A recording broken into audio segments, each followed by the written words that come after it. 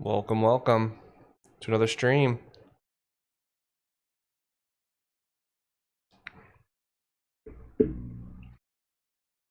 Today we're working on animation system mount points, so mostly for the hats.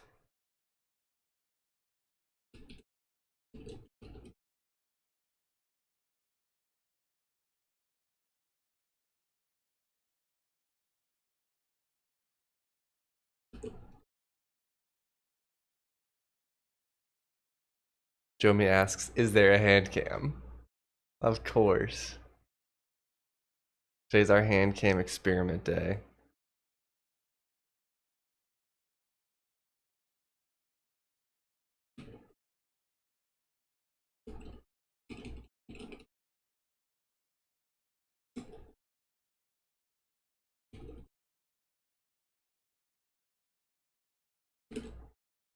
Told them usually people have to pay extra for this, so we're all settled. All right. I can't remember.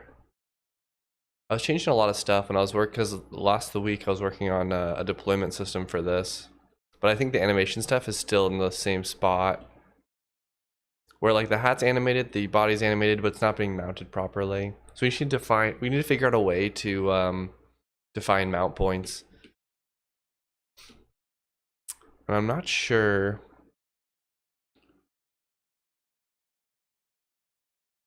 Here's what I was thinking of doing. Let me just go to my project really quickly.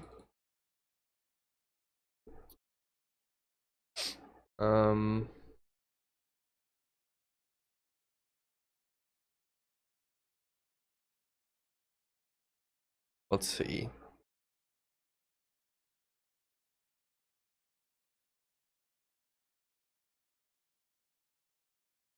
Where's the, oh, there it is. What I was thinking of doing was having like a red mount point. Actually, I'm gonna turn my fan off really quickly because it's really loud.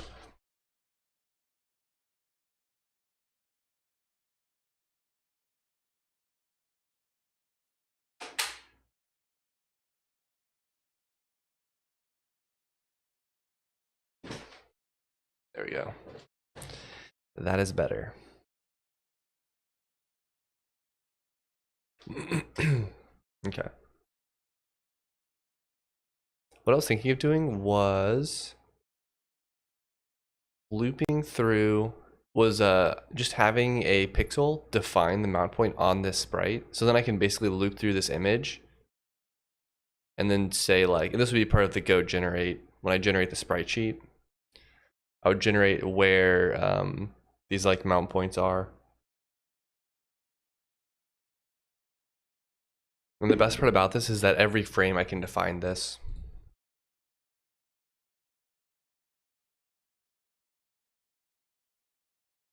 Because I can just put one right there. And it's pretty easy to just spot it on, you know? And if I want to do boots, it's just down there, you know. I'll do like a different color. I'll do like or let's do this. RGB. Like so. I do like pants. And then maybe the default mount point's like the center of the sprite. The other thing is I can trim these now.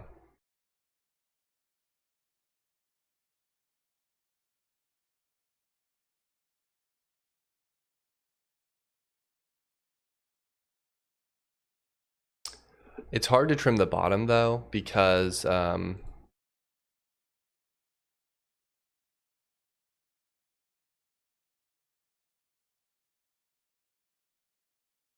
to think of this.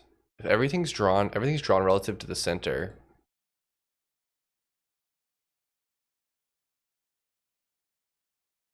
Everything's drawn relative to the center.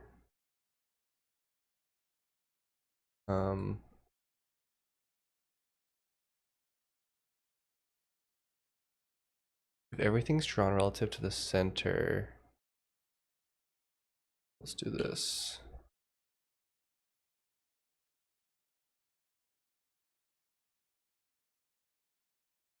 There.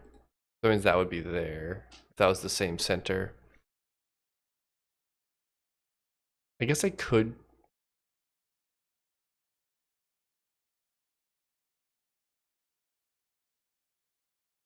I don't know. I'm not gonna trim it though. That'll be some. We'll have to do some optimization of that later. Right now, we'll just do a red mount point. And the thing is that I can define like as many colors as I want. I just did red because it's easy to type. Like, look for the pixel that's this color.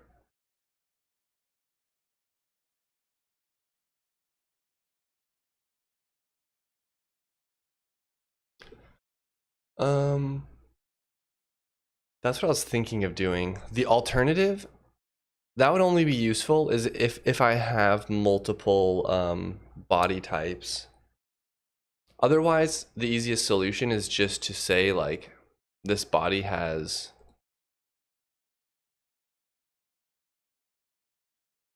like if I give everything the same mount points, then that's fine. Let's see.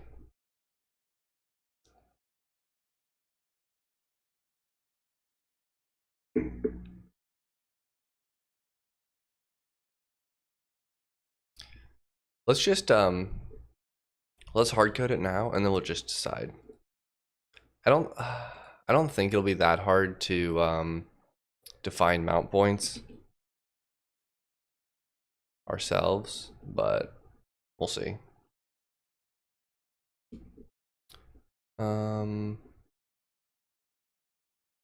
Where was I? I think I did it in the game folder.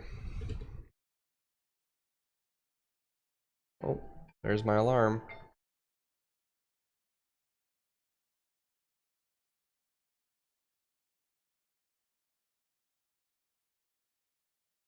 Let me see if I have any other alarms set.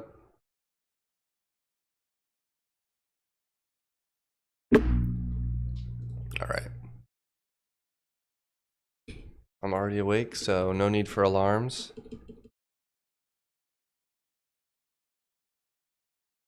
This was flat buffers, client, render. This has my mount points. So I was defining them here.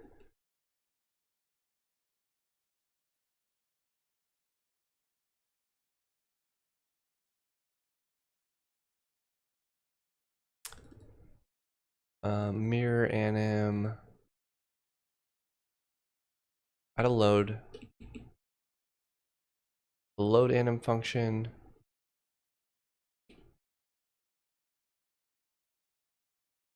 I think every frame. Was it every frame that gets a mount point? I think that's how I ended up doing it. Yeah, and that's why I put like hat.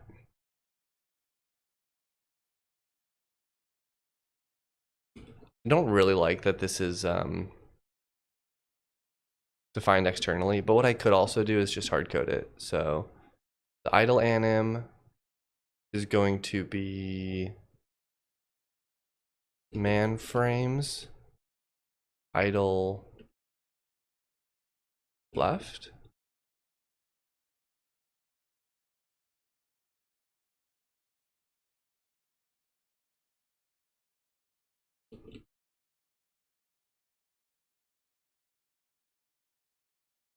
And then we can write it back. We just do man, or we'll do this.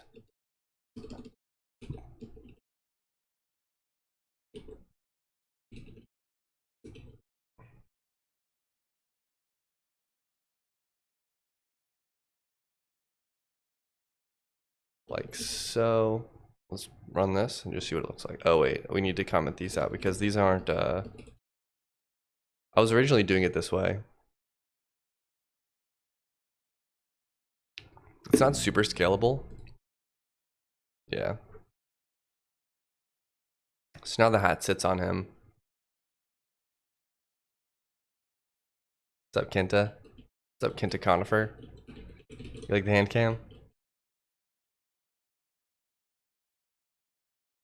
I get to see how good at typing I am. I don't think I play an idle right.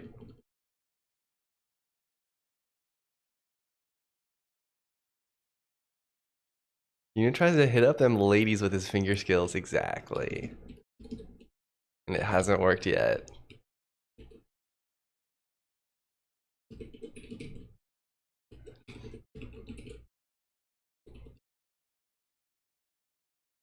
How are you doing today?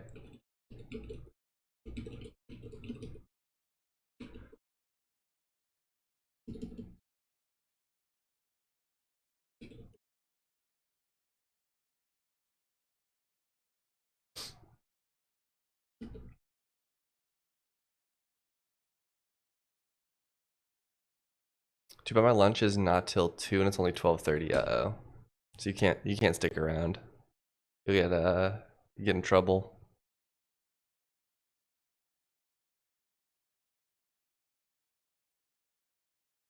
Wait, why did this fail?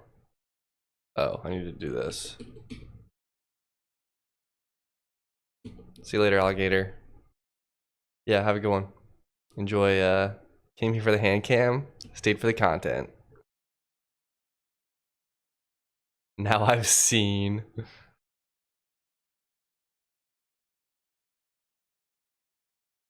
Look at that. Mount points are back again.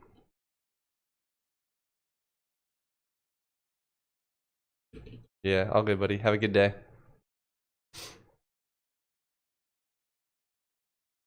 Ah. We don't need to do the right side now because actually, why don't we? Really, we should define these before we do the mirroring.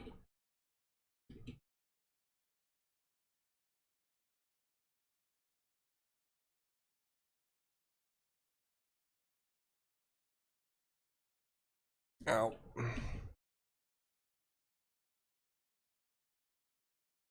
Hat frames.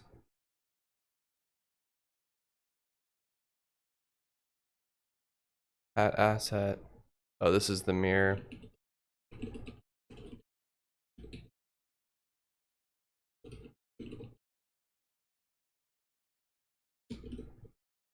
Ah.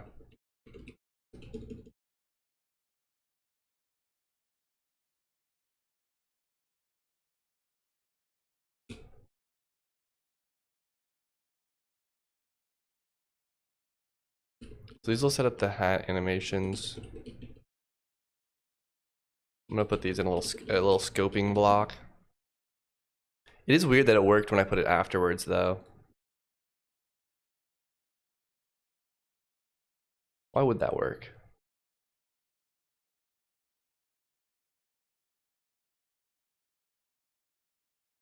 Because this is the mirror thing that's getting set, but the mount point.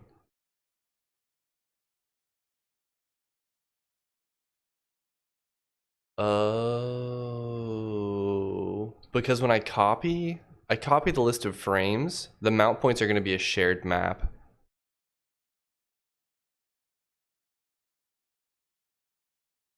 So everyone that gets mirrored,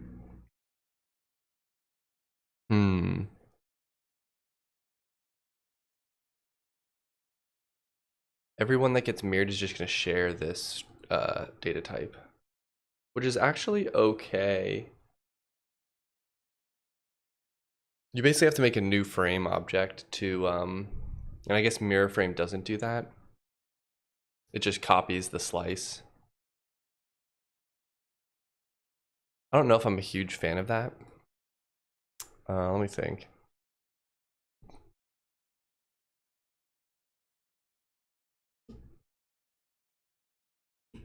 Like when I call mirror anim,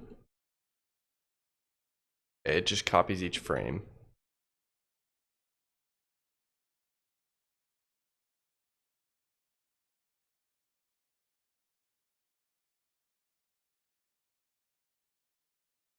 I'm gonna put a to do here.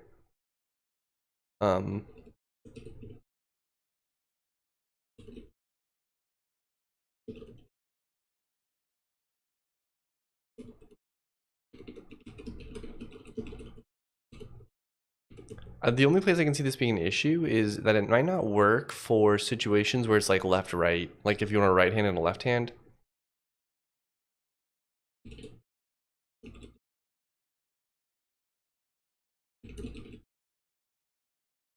Um,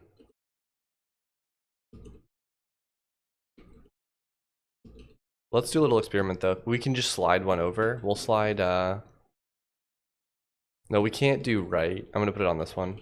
We'll do this on like 3.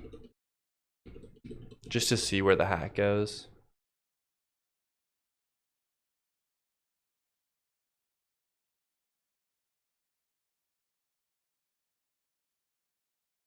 Yeah, so it doesn't mirror the mount point when it technically should, right? If it's running, if it's like falling back on this way, it should fall back on this way too.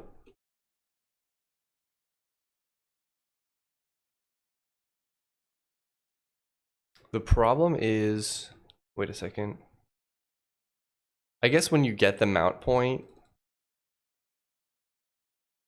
where do I get that?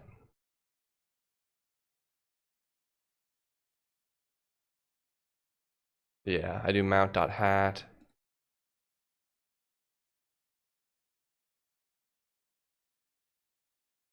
I think I'm going to go ahead and write the script that generates this. But I think the mirrored case will just mirror this value for things that are off-center, I mean. I'm going to do frame. I'm not going to make this public anymore.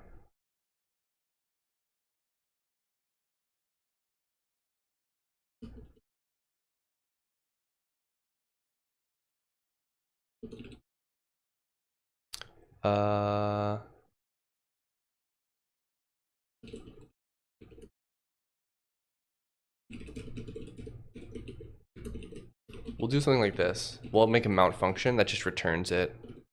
Otherwise, it'll return 0, 0.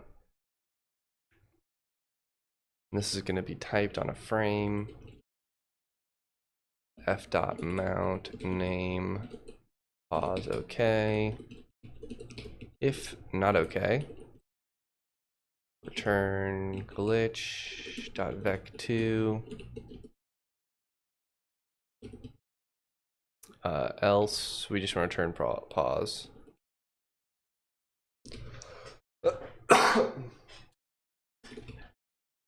Okay. So now this will change.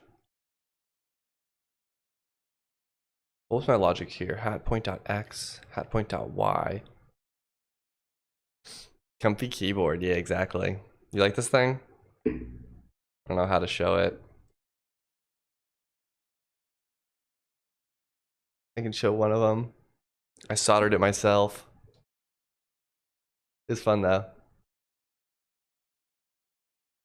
I like it. I like it a lot. It makes it so you don't have to like squeeze together.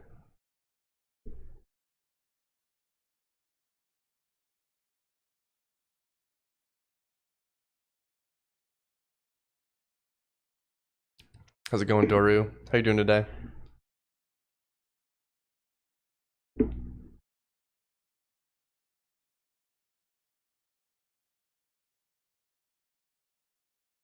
So now this will change actually. This will be something like this.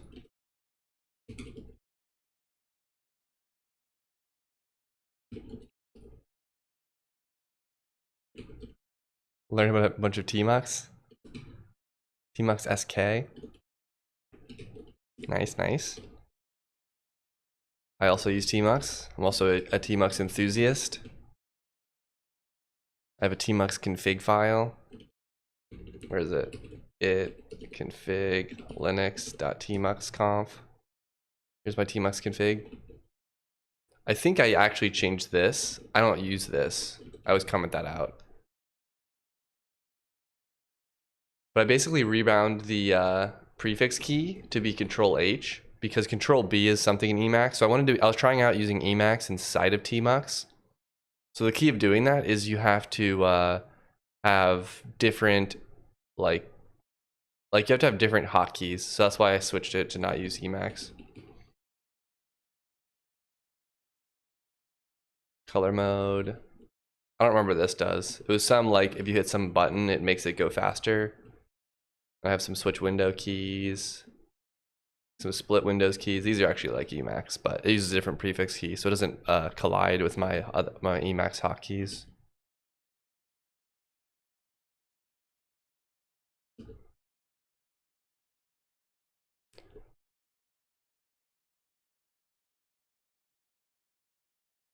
This is actually going to I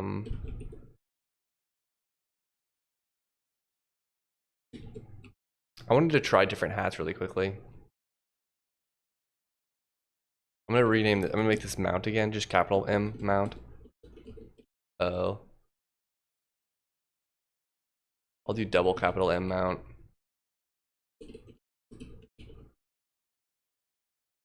Just because I'm gonna make it private.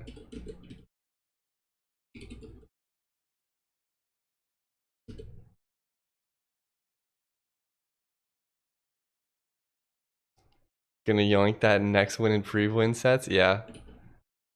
I can open it back up if you want.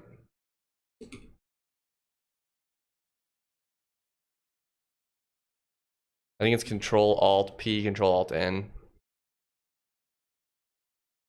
Which is actually really nice, because what you'll have, you'll do like term. And now you can do Control H, C, because I rebound my prefix key from Control B to Control H. And then you just do these two. I don't know if you can see.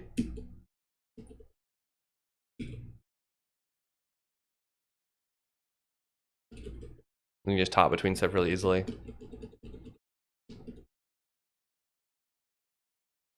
So I like that a lot.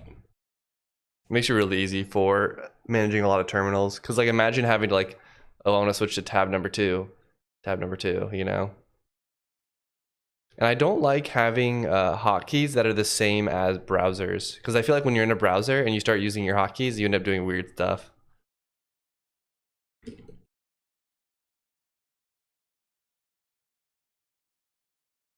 But yeah, no, go for it. I have this on GitHub too. It's in a repo called config. It's also got my Emacs config too, if you want that, but you know. Oh, this needs to be changed. I'm gonna change this run script. It's to, instead of cding, I'm just gonna do run / client. Because it always mixes up my positions of things. When I have an error, I can't just hop straight to it.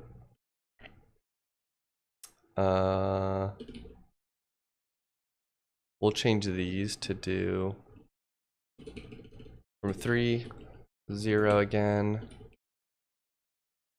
Okay. We're gonna do a different hat now.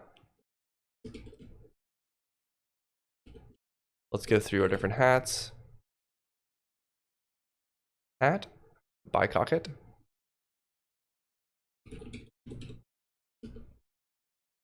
Give it a look.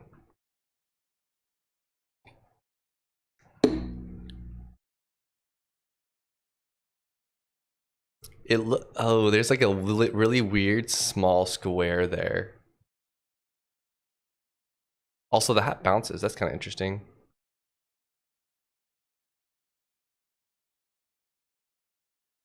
I think that that's unintentional.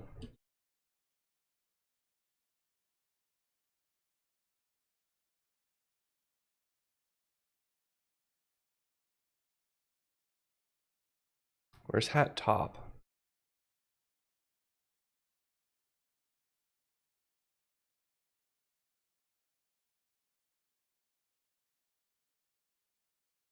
I want to put these in the same thing though. I guess we'll do it that way.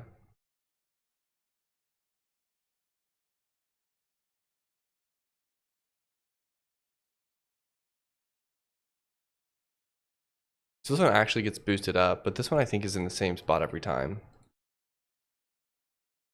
I think it's halfway through. Like if you look at the game, I think it gets put halfway through a pixel because it's an odd number. Like if I zoom in really far, you can see it's like halfway through a pixel. That doesn't look very good. So I need to shift it. I need to make one extra frame on the left side.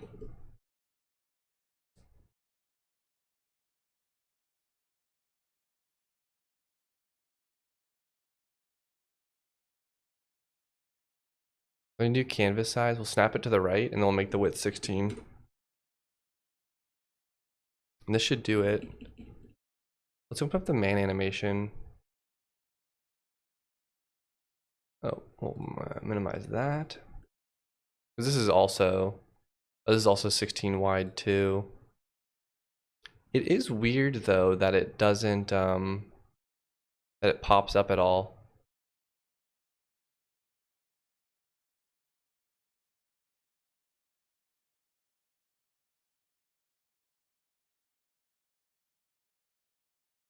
I wonder if I have a bug in one of my mount points that's not noticeable on the top hat. Oh well. I might move this run script one directory up.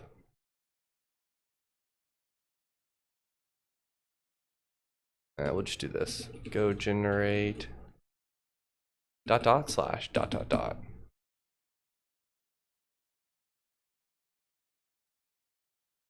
And then we can do bash run. Oh, these guys are at dot. It's still like a 1 pixel bounce that's happening. I think one of the frames, the mount point's wrong. I thought I minimized this. Where is this? I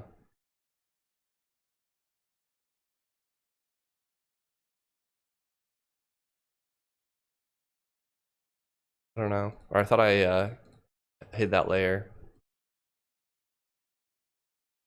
Let's see. On the run animation. Oh, it's idle.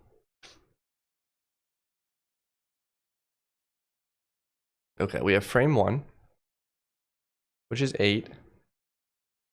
Then it goes to 9. Oh, then it goes to 7.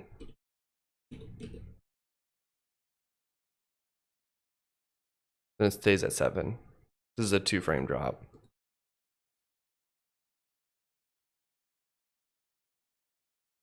Do go generate, do go run.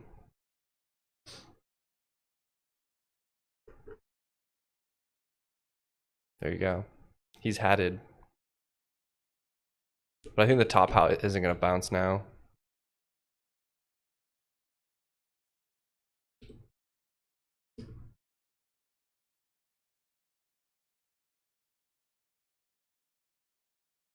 Oh no, it does bounce. Yeah, it bounces because there's a animation in the top hat that bounces it. Okay. Let's go ahead and open up the rest of these. Nightcap and... Alright, let's just test them first.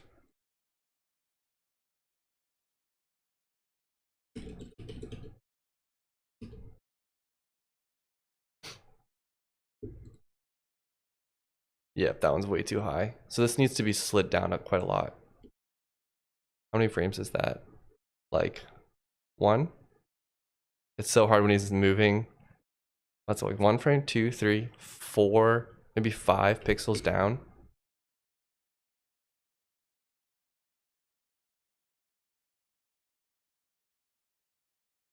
Yeah, like it seems like the position, the normal, like the standard position's at 2 pixels above the top or above the bottom. But I think it's based off of the height. Like I think it's centered, you know, like I draw my sprites from the middle.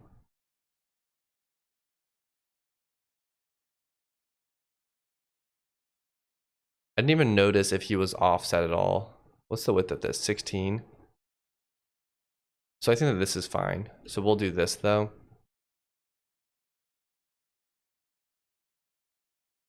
We'll change the height to be, what did I say? 5 pixels. We'll do 12. The other option instead of doing mount points is I just have them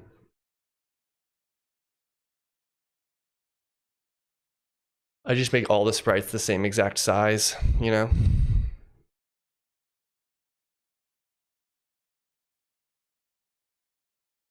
Which might actually be the easier starting point. Oh, that made it the wrong, that put it the wrong direction. Do a little control Z there.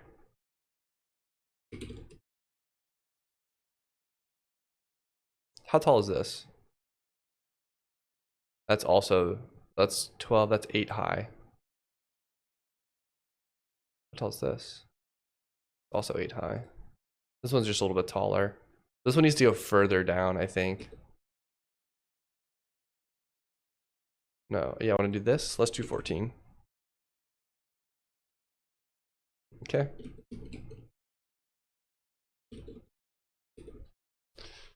All right. I'm getting closer.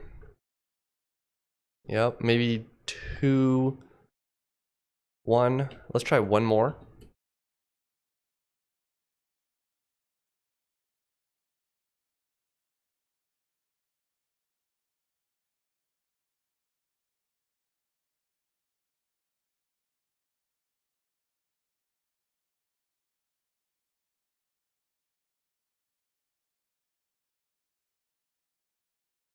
Try one more. Did it do it? I don't think it did it, but I think I saved it. Let's try that again.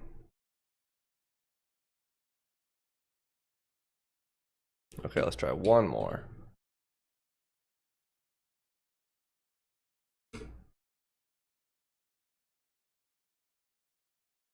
It's weird that, like, at this point, I'm basically, like,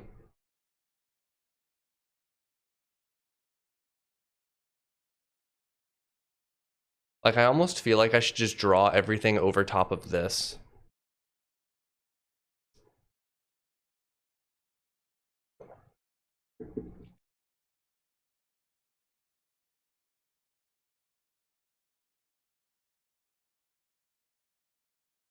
It's just such a weird it's such a weird position for this one to go onto. Okay, I'm just trying to, I'm making it taller so I can shift it down, which I don't think is the right way to do this.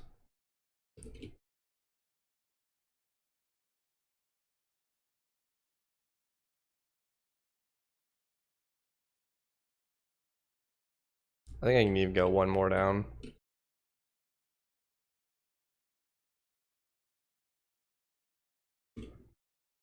I think it's gonna do half a pixel though, so I need to do 2.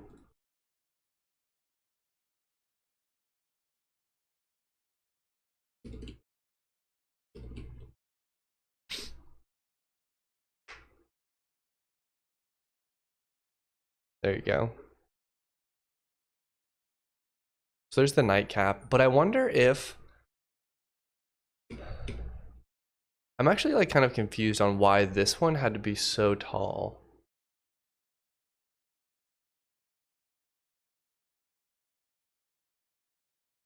Oh, it's probably because the mount point is shifting it up. The mount point of the hat, of the head, like I have this mount point set. But then if I need to go down from that mount point, like let's say the mount point is like up here or something. Because it takes the center.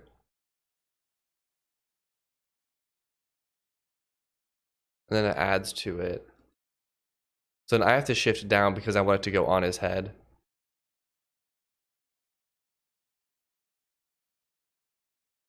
Still kind of weird. The problem with the only downside I can think of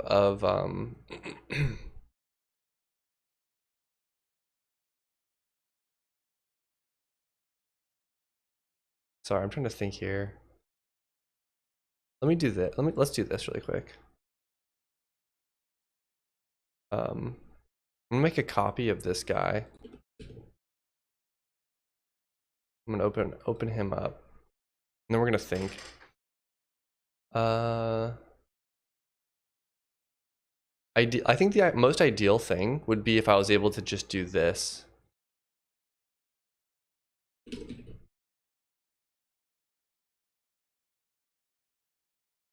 Where are you?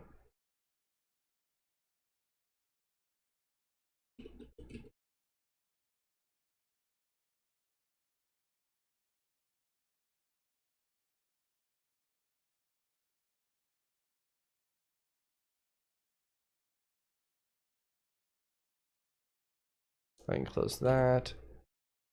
Go here, and we'll just copy paste this in all the frames.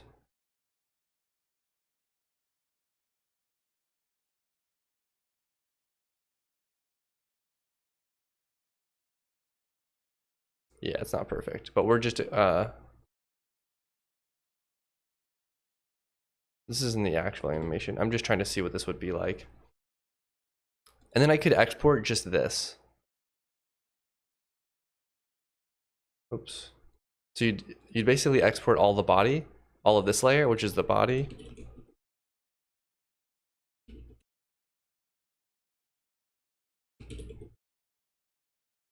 So then you'd have a body animation. Then you have a hat animation. Oh, I guess the downside with that is if I have the body change, if I change the body size at all, now the hats are in the wrong spot.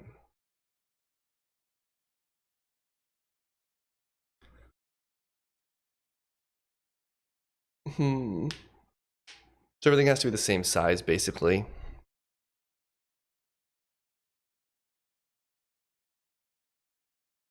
The other downside of this is that now I need to have the smarts to be able to be like, oh, I only want to store, because it'll just blow up. It might not blow up too much, I guess, depending on how many items I have, but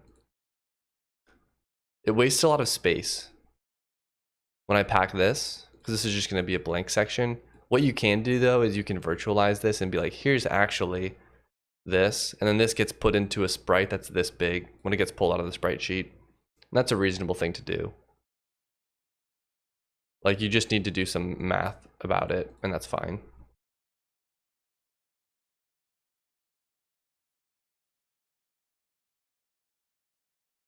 But I think I don't like this strategy just because that's weird. Did another frame get added or something? I don't know, I can't see that. I might have accidentally deleted it.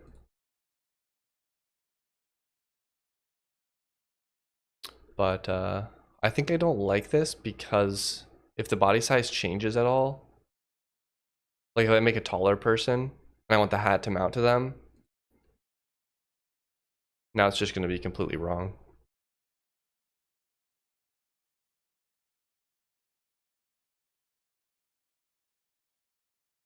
So I feel like the mount point idea is the right one. And then you just kind of specify a head, and then everything gets drawn based off of that. Based off of some general spot. I'm trying to think, if I ever had anything like really weirdly shaped thing, would it work? I guess the closer you get to where it gets mounted, the better.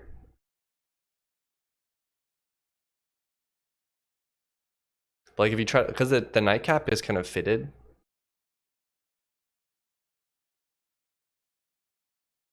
It'll only work on heads that are like similarly shaped to this.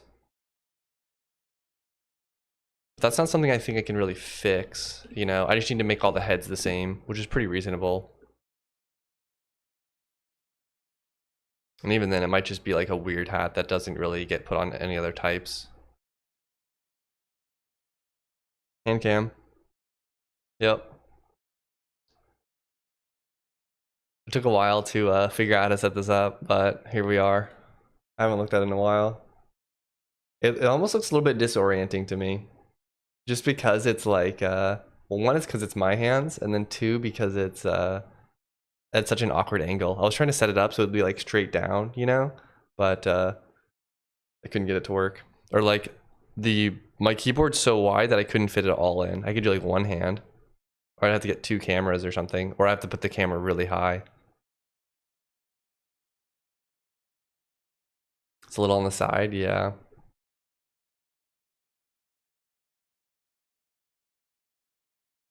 Like more like this is better. I guess I gotta push these. I don't know. Ooh, I feel like it'd be nice to have it like straight on. I don't know how other people, I should have looked at how other people do it, their hand cams. If they do them like top down or if they do it some other way.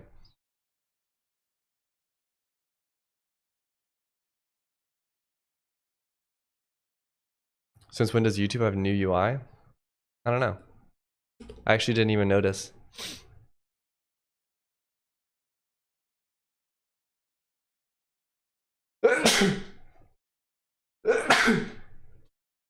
Whew.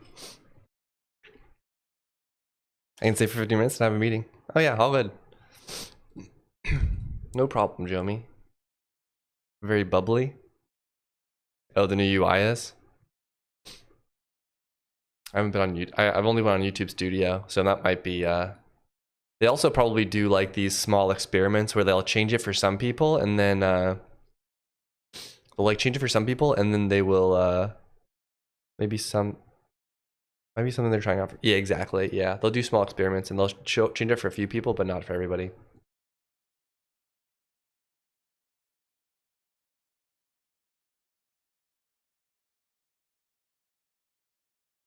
We have hats back though, so you'll be happy about that.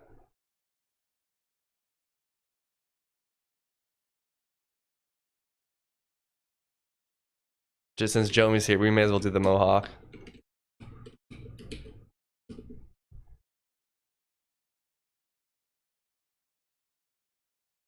Uh-oh.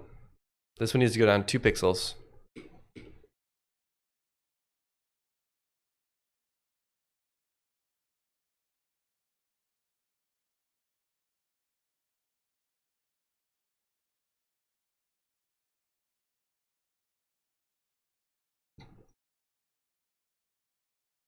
I think I can do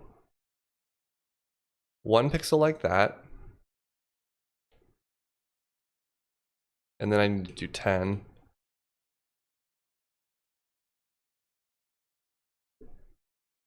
I almost need 2 mount points. I need 1 mount point in here, and I need 1 mount point in the other, in the body. And then I need to snap the mount point to the other mount point. Like, that's how it should be, I think.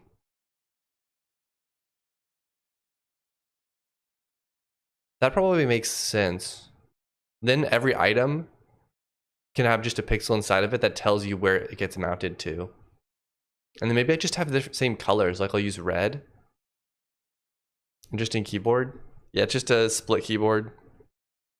The only differences are, here, let me make sure you can see. The only differences is there's a little bit less keys, and the split part makes you just don't have to like hunch over. If it's really close together, you have to like squeeze your hands together, you know? When it's further apart, it's like a little bit more natural. The other thing is you get more thumb buttons. And because I use Emacs a lot, like the Windows key is right here, Alt is right here, Enter is right here, Space is right here, and then I have different function layers, so I can hold this down and do like arrows, and I can hold this down and do function keys and stuff like that. But yeah. Then the other weird thing about this is it's an ortholinear keyboard, so let me do the other one. Yeah, it's nice having thumb buttons because you don't really use your thumb. It's got straight, like it's not staggered. These are straight down, which actually took a little bit of time to get used to. And I'm a little bit torn if it really matters, but it's supposed to be a little bit more natural, right? Because your hands kind of go up and down. So like you kind of like expand this way. When you're on a staggered keyboard, you almost end up like angling your hands like this to go up and down because it's at angles. So I don't know if my hand gestures are making any sense, but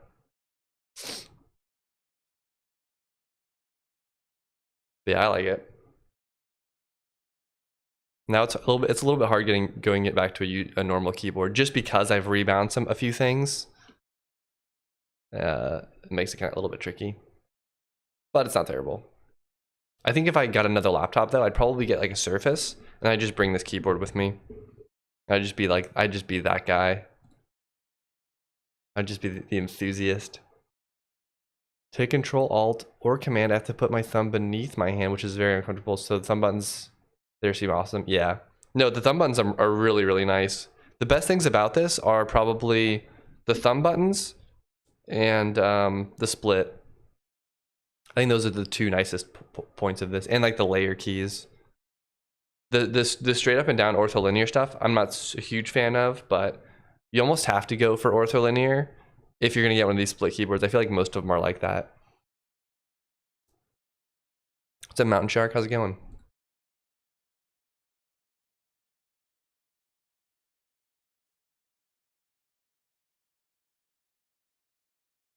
Thank you, thank you.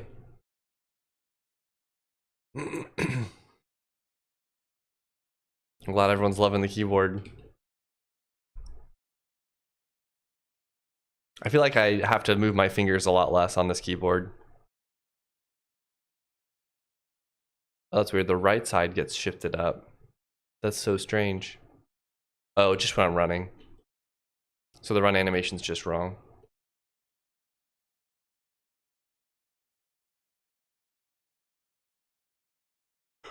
We're getting there.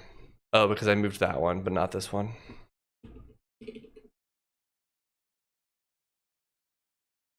Nope. Here we go. Are you interviewing today, Jomi?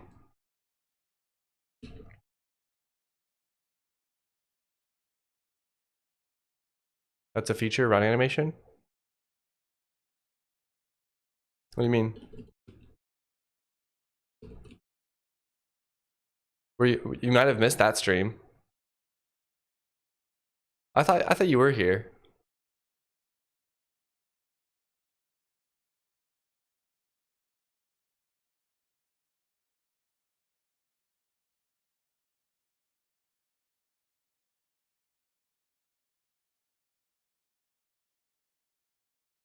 I thought you were here for that one.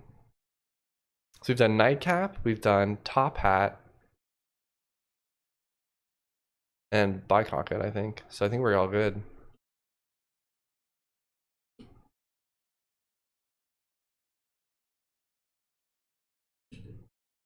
So meeting with a company that matches people with positions at other companies. Got 3 of those today. Oh, dang. Dang. So you're really on the job hunt. That's good though. This hat doesn't look that cool. This hat looks weird. I think it's too high.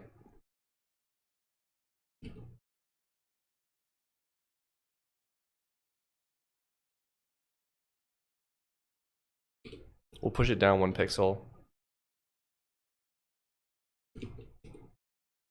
Re-export, rerun.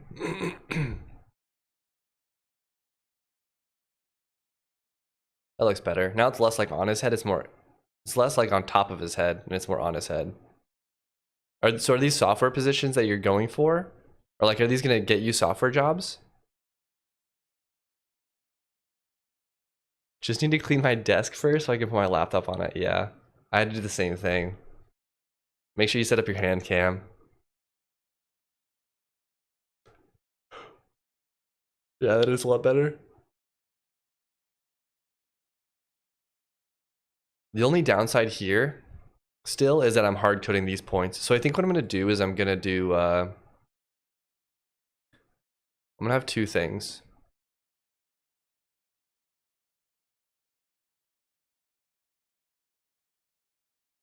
To the mohawk.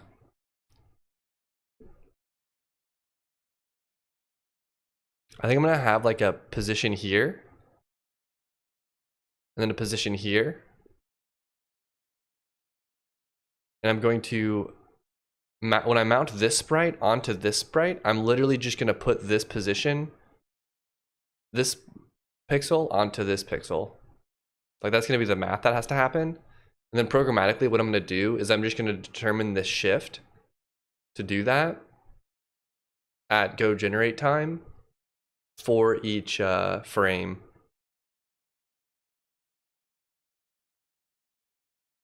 I think that'll work. I'm kind of looking at something that combines finances and IT. That's cool. That's a good field, I think. There's a lot of money in finance, so that's not a bad decision. So I think the first thing we need to do here, though, is, let's see. We have 2 hours. I don't know if I'll be able to finish this in 2 hours. But I feel like this is the right way to do it. Otherwise, I'm going to have to hard code it every single time I make one. But this is nice. Like I just draw a dot, and it works. So I'm going to have a hard-coded mount layer, which I'm going to rename to mount. This is going to define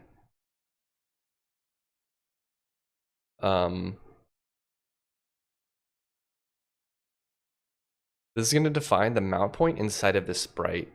And then I'm going to have a program that just loops through every single one of these frames.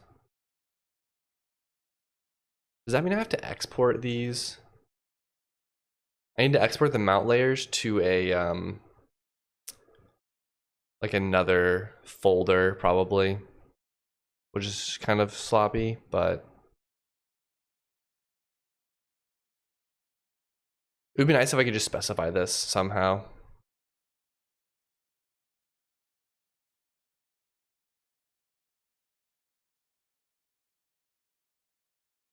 I wonder if I trim it, if it'll just tell me the number in JSON.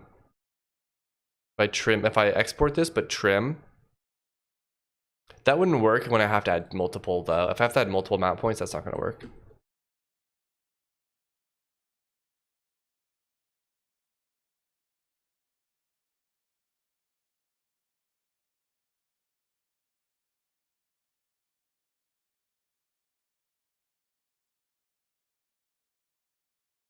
Hmm.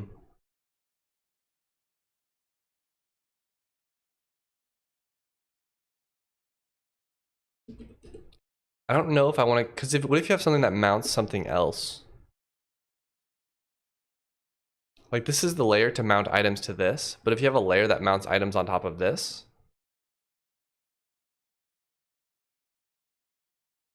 so I think I'm gonna do a different color. I might just do like black. Let's see. This is this position, so that's probably that. Black will be the color for when you want something to get mounted. Like an item that gets mounted, we'll use black.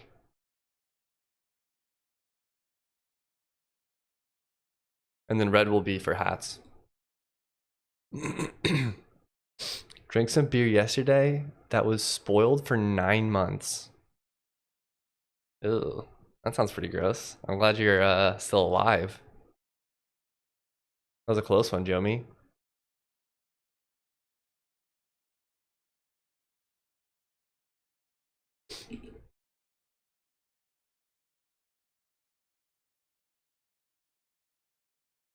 You could have died. Who would have taken care of your cats? It tasted really good actually. Can beer go bad? I thought beer lasted a long time. But I don't know.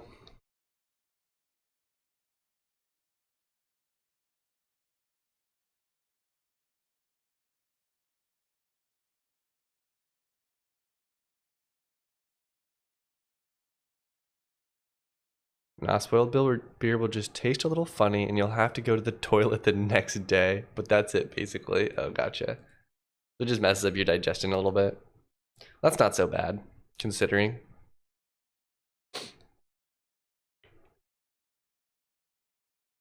Okay. Let's figure out how to do Sprite exports with a layer called mount. So I'll have to use mount, it'll be like a special layer. But it didn't taste funny and I didn't have to go to the toilet, so it's all right. Nice. That's a definite win in my book. I swear I should have, did I bookmark this? No, I did not. Well, look at that. CLI.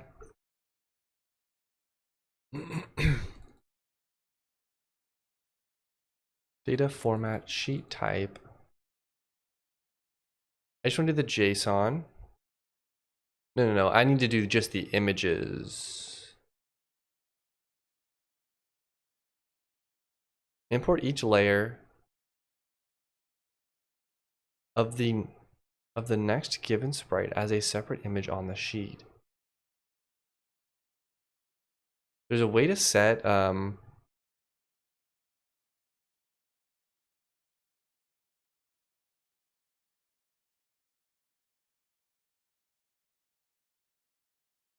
right, I'll be back in half an hour. Okay, Jimmy. Yeah. Good luck on your interviews.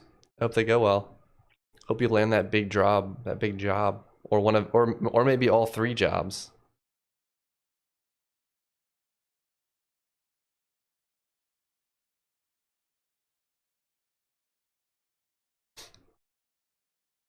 Hmm.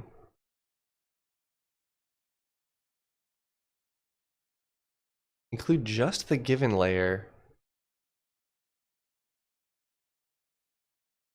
Exclude the given layer on the sheet. Okay, so I want to do one with layer and one with ignore layer. 30K a month, free Ferrari. Nice. Have you ever heard of overemployed? That's the premise.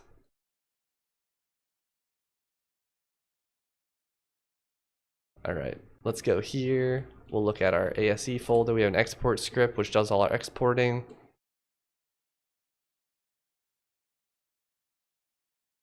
So I think I need to do the exact same thing.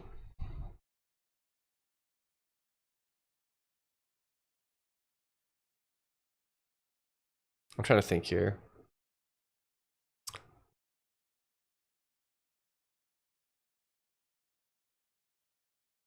I think all I have to do is this.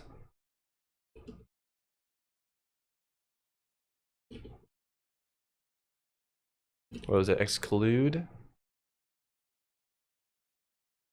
Oh, ignore layer.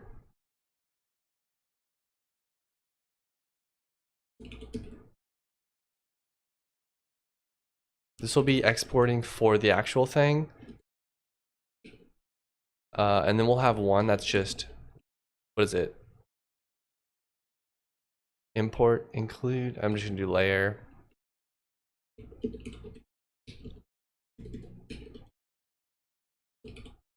We'll put this in a different folder called mount. That way it doesn't get packed into our sprite sheet, and we'll just have it around. So if I run go generate now, we should get what we wanted. Or I have to go, we can just do this actually. There we go. Nope, that's the one. That's the one. That's not the one. Mount. Okay, that did not work. Oh, these ones had it. Oh, and Mohawk had it as well. Cool. So the ones, I guess if you don't have it, then it just exports the entire thing. So at least it doesn't fail though, which is good.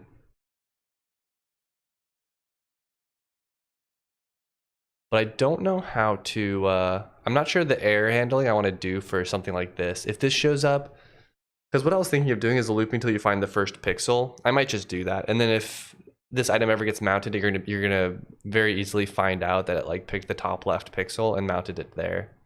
And it'll be like, okay, that makes sense. All right. Now we have a bunch of images. Let me make some coffee, and I'm gonna think about where I want to put this program. Yeah, that'll be the next decision. But coffee time. I'll be right back.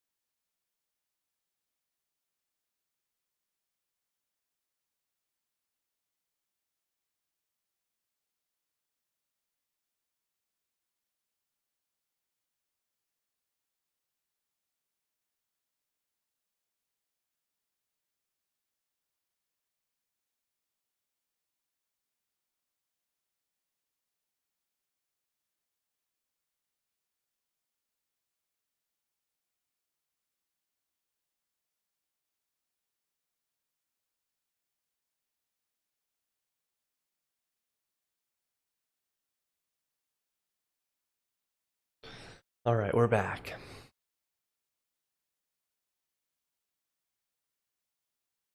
I was thinking I was just gonna put it into because I have that sprite packer tool called Packer. I might just put it in there.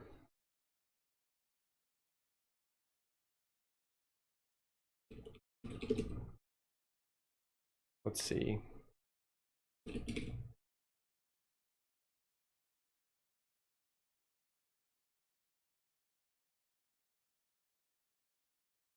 Because this has a lot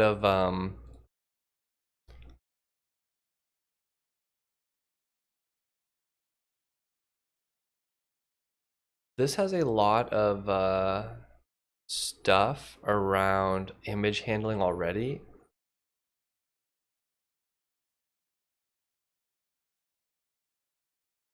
I don't like that it's in its own repo. I don't like that it's kind of like separate though.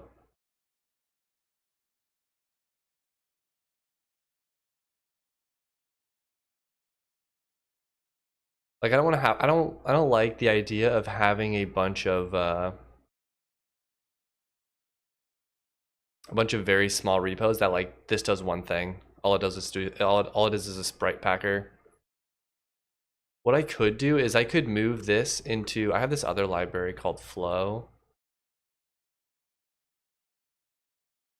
which I was originally intending to just be like reusable game components that I open source. So I might move the packer into this.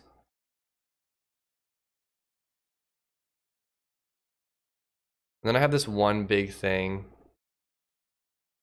I don't know though.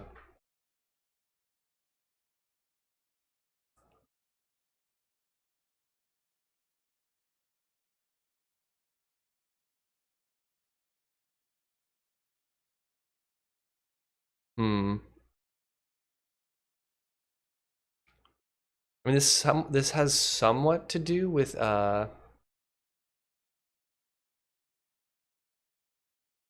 asset loading, but it's really like what we need to do is we have an ASprite file. We have a bunch of images that are going to get generated. We're going to loop through those images and we're going to export a JSON block of data that can be imported by the asset loader. So the asset loader is going to load in this thing. So we need a program that generates that JSON blob, or that JSON blob is going to have basically like here's the mount point for this frame, here's the mount point for this frame, here's the mount point for this frame, you know.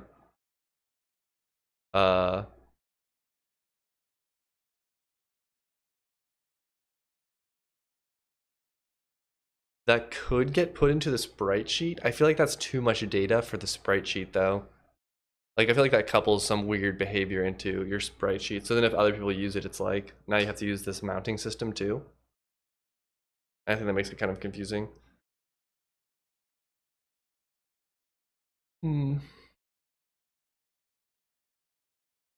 So I think I'll process them separately, generate a different block of data for mounting.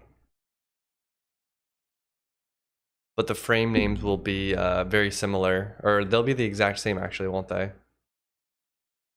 I delete the images afterwards, but I'm pretty sure I have the frames named the same. Let's look. If I don't, we can fix that. Yeah, it just puts it in a different folder.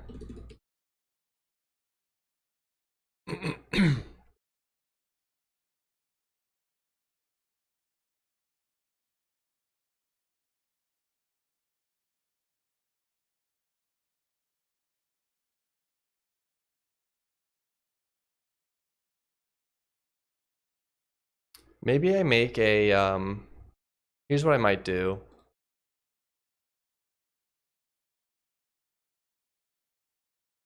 In here, in asset, I might make another one called like mount or something like that.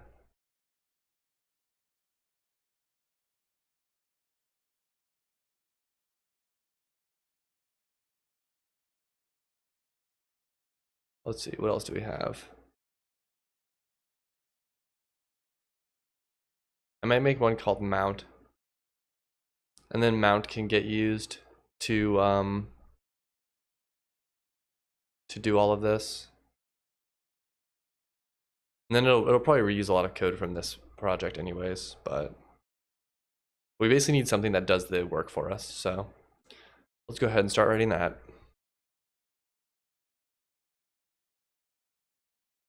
Let's see here. So we have the images exported. Then we run packer, and then we remove the images. We'll also remove the, I'm not gonna remove them just yet, but this will remove the mount images.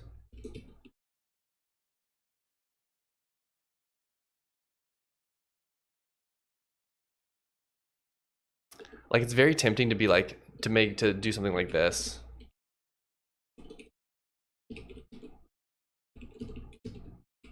Or something like add a mount points flag or something like that.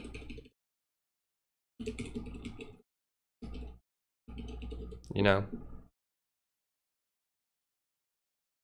And then instead of packing, it generates mount points or something like that. Would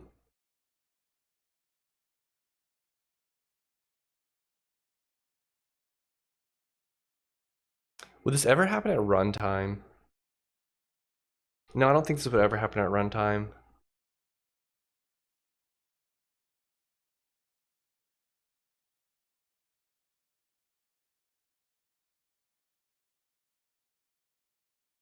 I might put it here just because.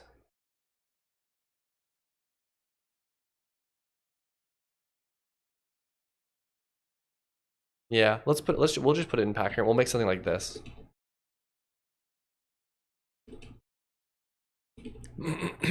Okay. Because I think I'm gonna eventually move packer over, and when I move packer over, I'll be able to move this over as well. And I think it's okay to have them as the same binary. One thing I think though, I don't think I have it in here. So we'll have to do a little bit of command line. CD workspace. Let's see here. Clone this guy.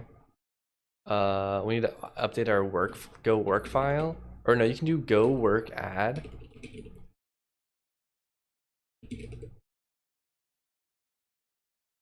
Go help work. Oh, go work use packer. There we go. Now we should have packer. Perfect. Perfect. There you go. Now we're doing well. All right. So the first things first, in our export script, we decided to call it mount points. Like a flag called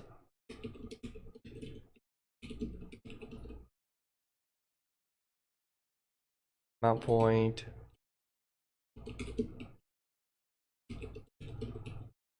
mount points. This needs to be a bool. By default, this is going to be false.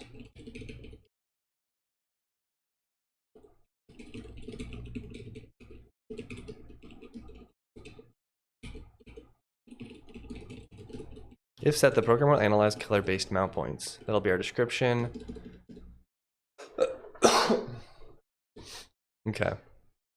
It'll make it real. It's gonna be really hard to get all these flags to work in conjunction, like extrude flag, but that's fine, I think, because I think when you're in mount point mode, you'll just not get a lot of these features that are already existing. Prepare image list.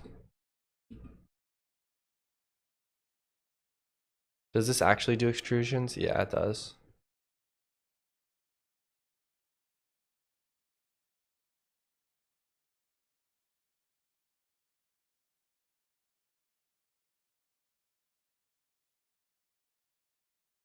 What I'm gonna do though is we can get all the images.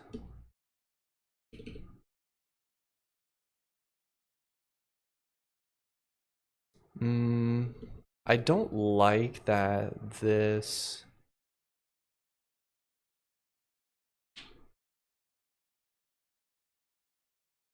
Oh, because this reads in all the image data, which is fine actually. Position point, org bounds, image dot bounds. That's good. Okay, this is where we'll split, I think. And the rest of this is just, yeah.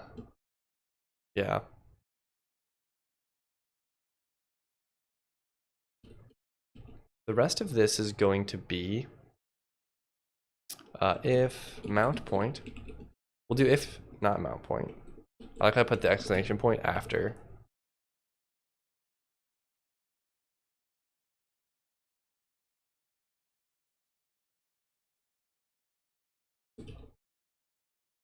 I kind of want this.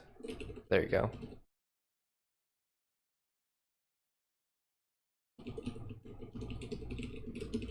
Then we're in mount point mode. I'm gonna, why would this be in here? I don't think it really should. Oops, that's in the wrong section. I think this is actually automatic, but what I basically want to have, I don't want to, or if I regenerate the file, I want it to be the same exact file. That was the objective of sorting the images. Because if the images get read from the file system in a different order every time, you might end up generating just the same file, but things moved around in terms of the array order. So the first thing I do is sort them by name. And then for packing, I sort them by size after that. The objective is the pack function should be deterministic, but we're not doing the pack function right now. We're going to do the mount point analysis function, which is going to look something like for, well, I have an element list called images. For image in images.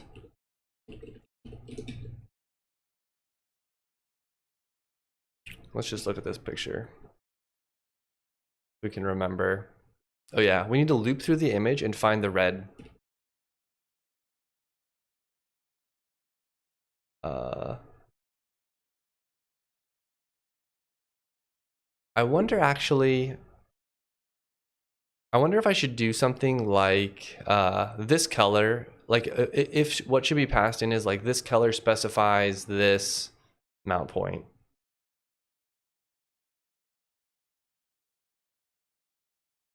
Or what I can also do is I can just loop through the image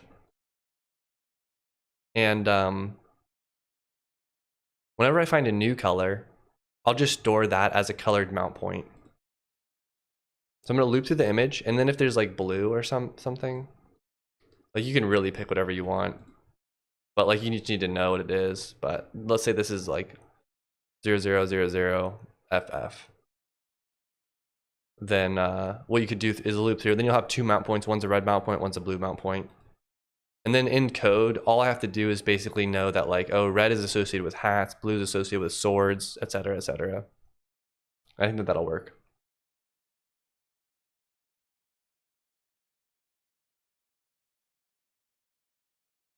I'm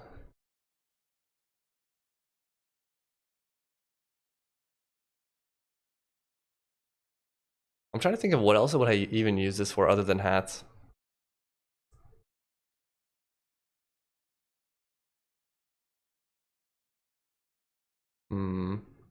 That's kind of cool. It tells you where it is.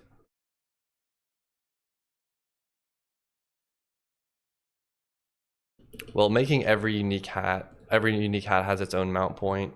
So that'll be better. I won't have to have this big chunk. I can just say like, oh, put that there.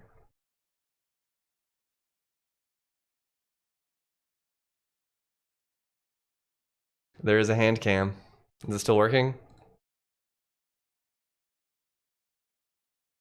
What's up, TLK? How you doing today? I'll be right back. I need to get my coffee.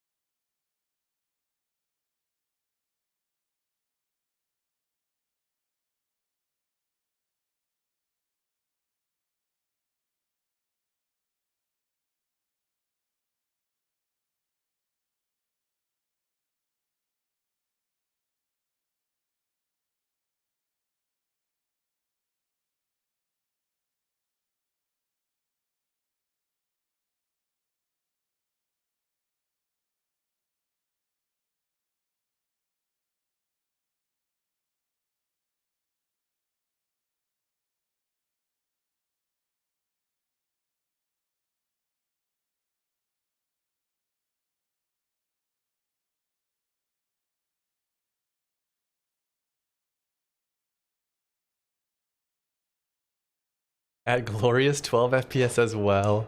Is it slow? It's 30. It should be 30, but that should be the same speed as my stream, so I tried to do 60 FPS streams, but it just didn't work. It's kind of just a cheap webcam I have set up for this, so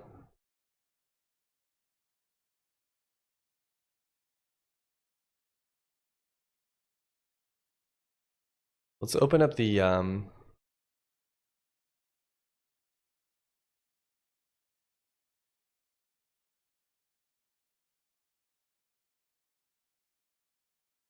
I'm also surprised you're not using some sort of trackball for a mouse.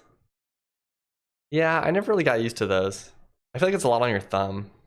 I don't really use my mouse that much, so and like I have pretty long fingers, so I can just kind of like I have kind of high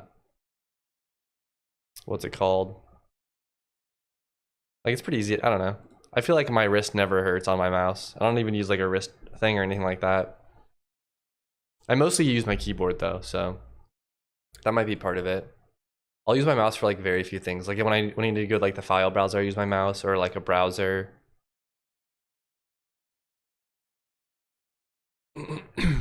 But do you use a trackball? I've tried them. They're just like they're hard to get used to, I feel like.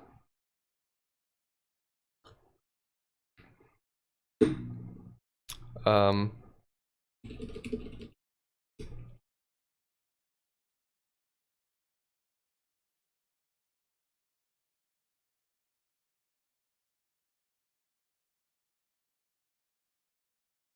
let's look at the image. Type bounds at. This is what we want to do.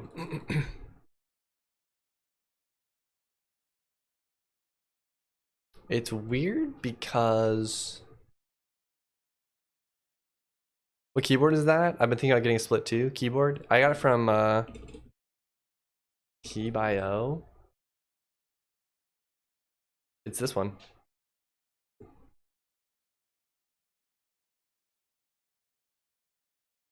I bought this and soldered it. Or no, I think I got the Rev 6. There's a Rev 7.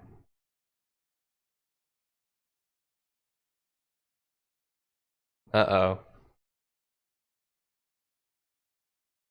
Oh, and they have hot swappable switch. Oops. They have hot swappable switch plugs too. I wonder if you have to solder those in. It's tempting. Honestly, I like the keyboard a lot. This is weird though. Like, how does this?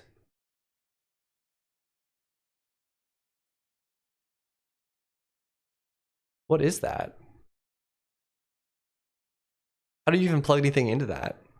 Oh, this is on the top. I thought this was one board.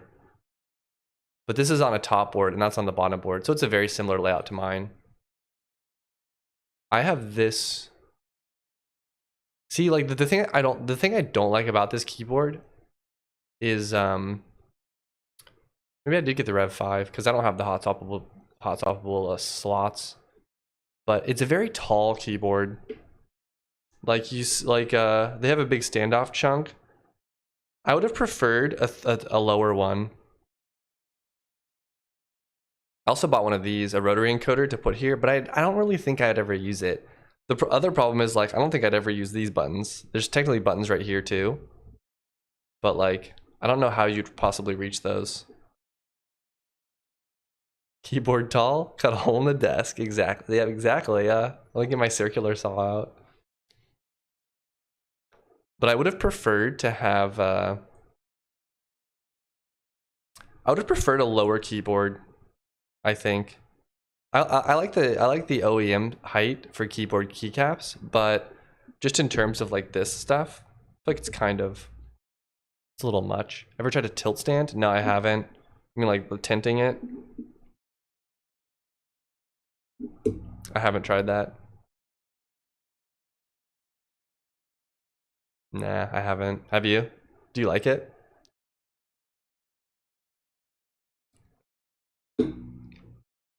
Have you seen this guy on YouTube? You probably have.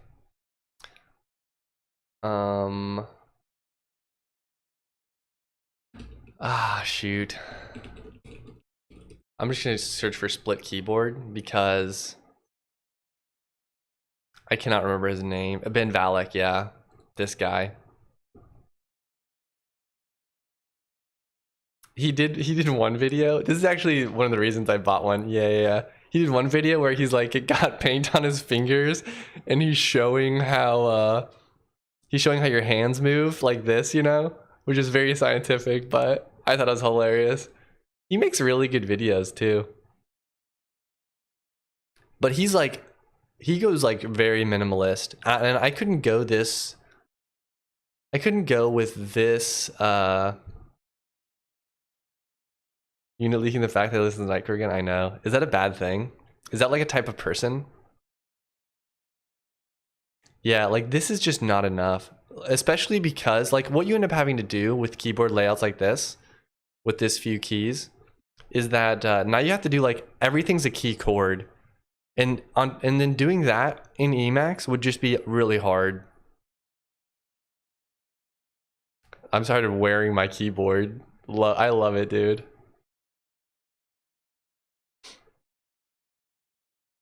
But like Emacs already has a lot of key chords, so I can't use a keyboard that does key chords, so I can do key chords that do key chords. It's just too much. It's just too much for me.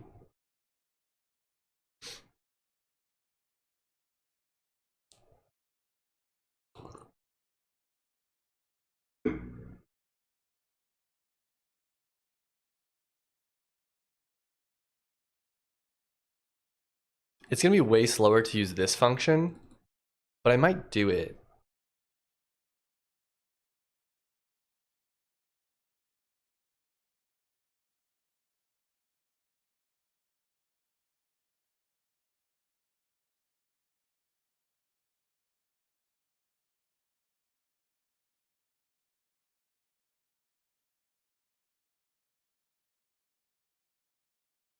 The pixel x starts at.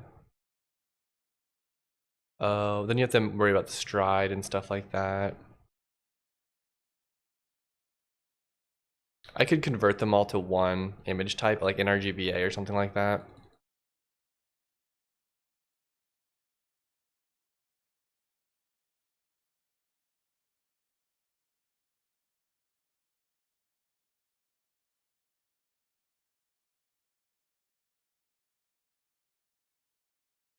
You went 32. That's kind of surprising. I guess there's a lot higher color depth than I'm used to. I'm used to like 255 being the color depth of things.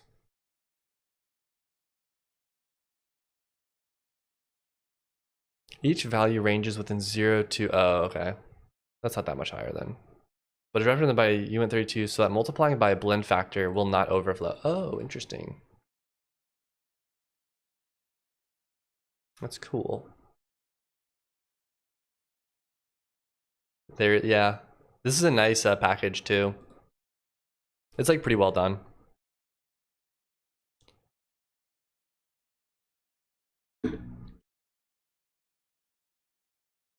All right, we'll use the interface functions. I think we're not going to convert it to a struct, even though that'll be faster. I don't think this is going to be that slow anyways. Let's see here. Let's go ahead and resplit this. And we'll go back one. Go back one again.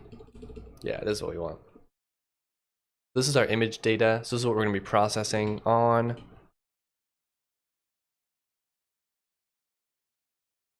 I'm going to make a type here. I'm gonna move this later on, but it's going to be mount data.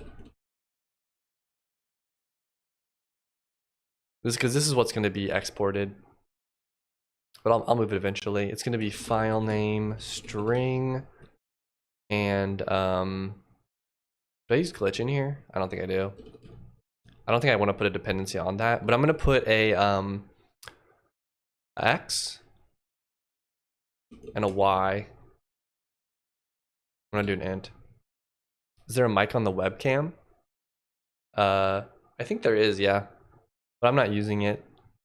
Or if I am, it's very accidental. Do I sound different?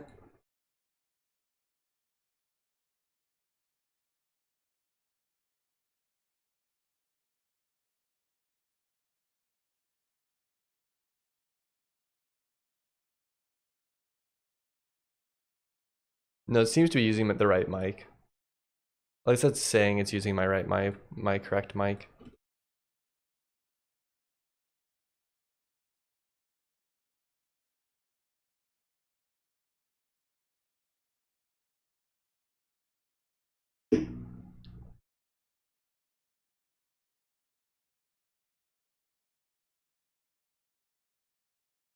Oh, we also want a color. No, we want mount data. We'll do a map of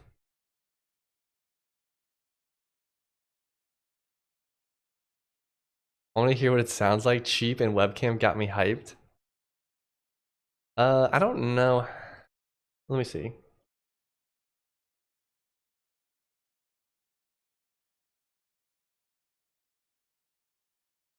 I mean, it says I can do it. If this crashes my stream, I'm gonna be very we'll give it a shot though. All right. This is the webcam. Hello, hello, hello. Can you hear me? Does it sound any different? Oh, I see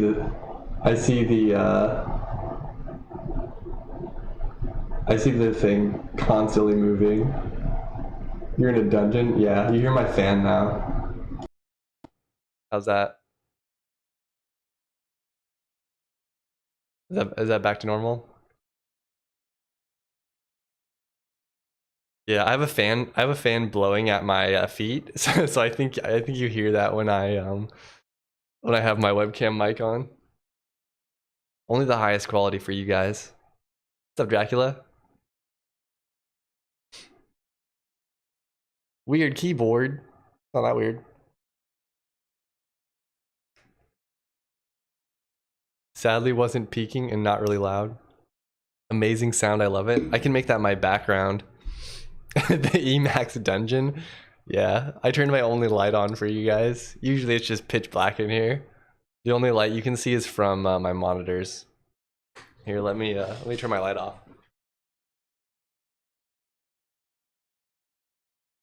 This is how it normally is.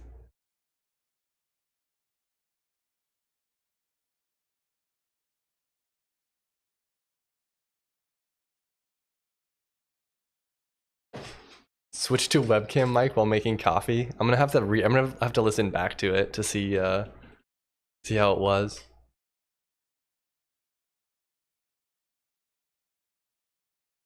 I don't know how I want to specify these. I think I'm just gonna force them to.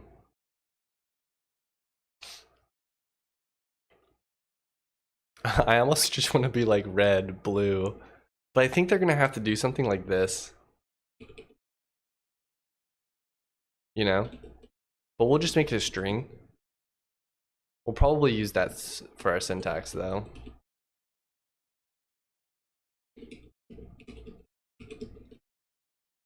Then we'll make another type.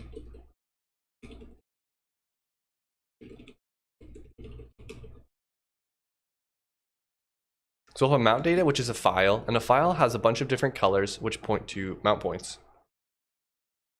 I don't think I can use color here because color is an interface, and I wonder, it'll probably just compare pointers, which isn't what I want. So I need some way to name them. So that's why I'm gonna use a string. Okay, so in 4, we'll go, we'll do this. When you get the bounds, which is a rectangle, which has a point, which has an X and a Y.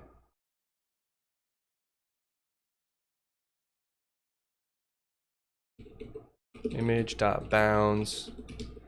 So this is going to be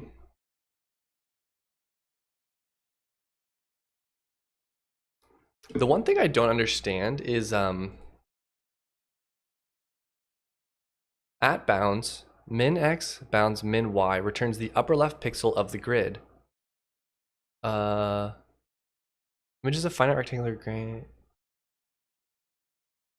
Oh yeah, the bounds do not necessarily contain the point 0, 0, and that's something I don't understand. I guess if you have taken a sub image of it, then they might not contain it. But I think in my case, they'll always contain it.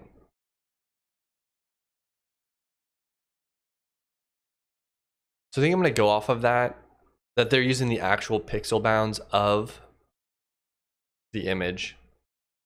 So I think I can just say x is, I'm going to call this b bounds bounds.min.x, even though this should always be 0.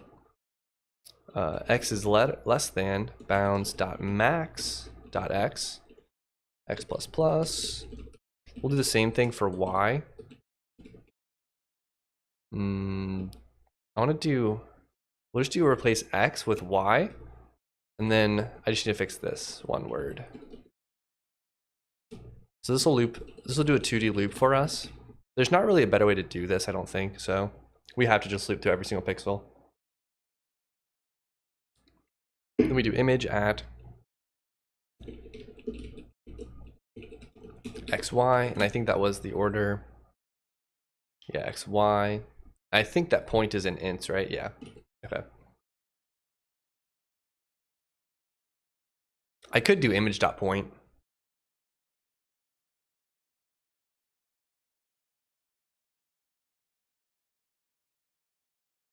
I'm not going to though. It's literally the same type. I don't know. I feel like I would want it to be its own type though, even though it technically is an image.point.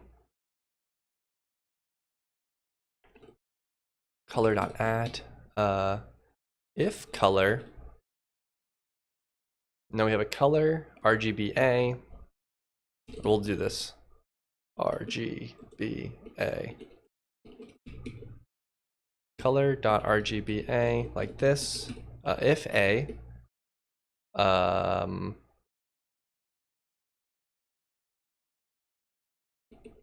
0. I wonder if I can do color dot, or what functions type alpha?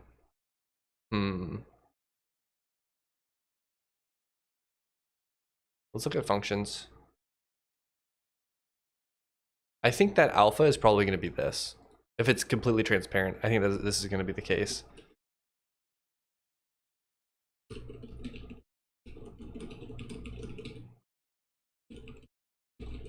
So we're just going to skip that one if the pixel is transparent. Then we're going to do, we're just going to register this as a color in our, like this, in our map of mount points. I'm going to call this needs to be capital file name, this needs to be mount points. I'm going to do image.point.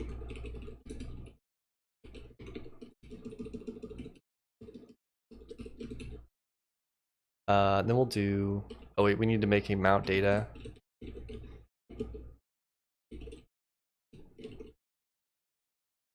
Oh, wait a second.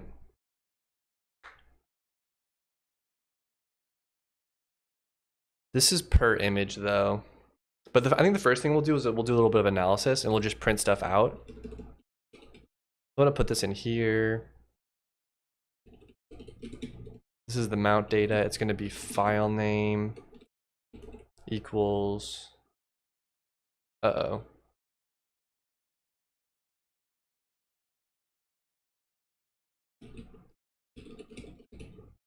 It's unfortunate because I'm probably gonna put this in this package anyways. So I'm just gonna put this there now.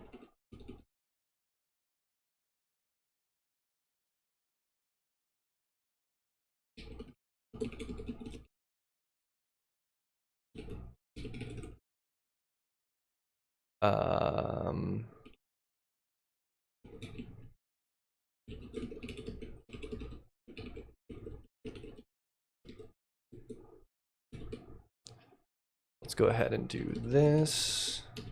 I'm just moving this over now because I'm gonna do it anyways, and because some of the data points are private, I can't access them in this package anyways. Win feet cam? You have to pay extra for that. That's gonna cost. You'll have to subscribe to my Only Needs account to get those dogs.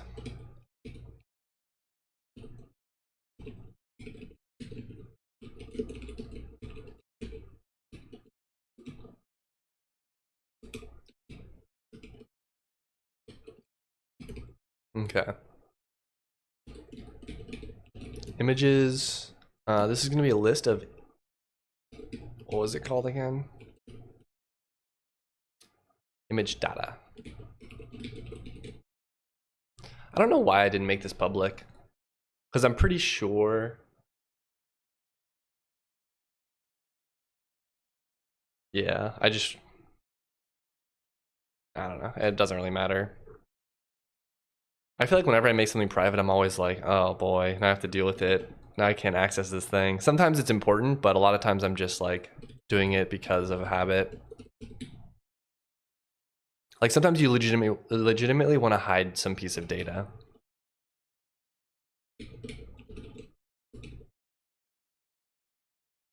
Okay.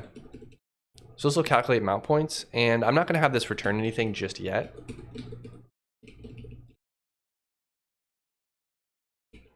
We need to import some stuff. Import. I think I just need to import image right now. Okay. And we'll have to do print line, obviously. RGBA.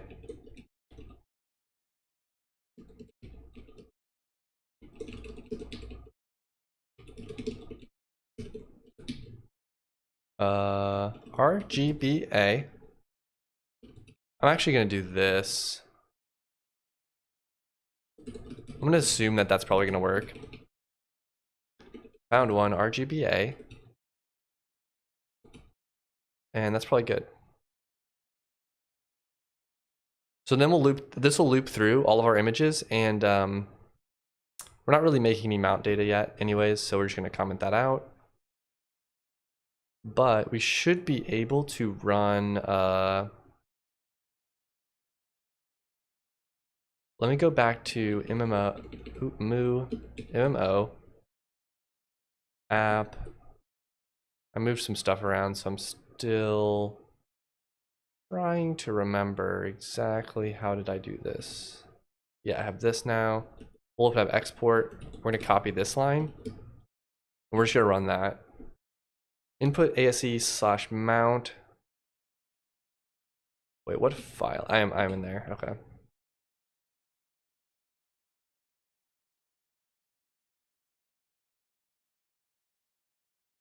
Oh, I have to rebuild this.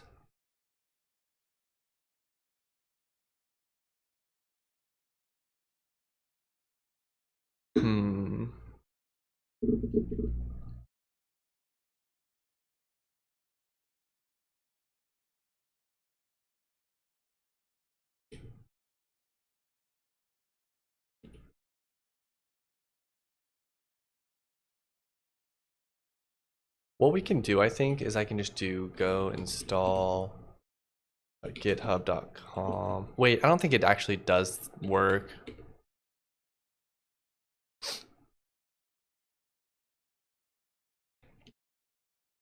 I'm trying to think of the best way to build this so that I can test with it. This is the problem with Go generate. I wish it was better integrated. Like I wish I could just call like a function. Go generate, like call this function. That would be so nice.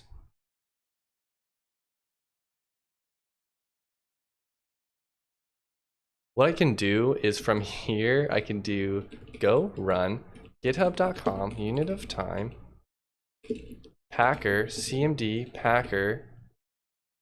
And then from here, copy that. This is the easiest way to test for sure. Cannot use range. Sort. I also need format. Image.bounds. Oh, it's image data. Oh. Image.img.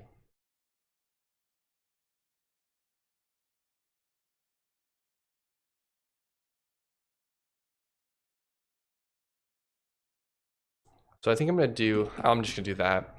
I'm not gonna.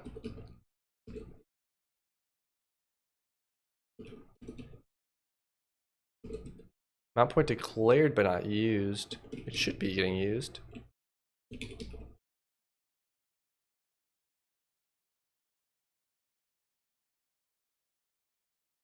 Oh. Mount, capital P point. Valid operation, I need to do this, unfortunately. ASC mount is not a directory. Oh, because I'm here. Oh, normally this is run from a generator which is one level above. So when I run it here, I actually need to, or we'll do this actually. We'll go back a directory, then we'll run it. Okay.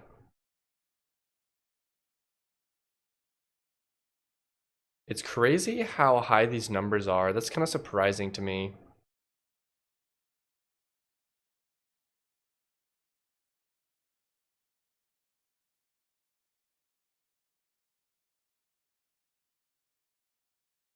Found one. Yeah, so this is finding the black points, which is good. It should also be finding red. I think I did it red, right? Yeah. Yeah, FF0000.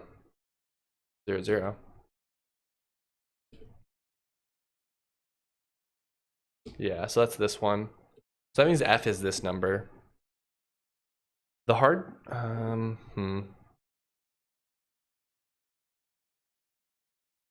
The challenge is that the color depth of this is a lot higher than normal. So I'm worried that once it reads it, it's going to, because this is FF. Let's print these as a hex.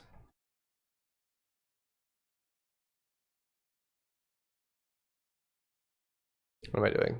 This needs to be mount.go.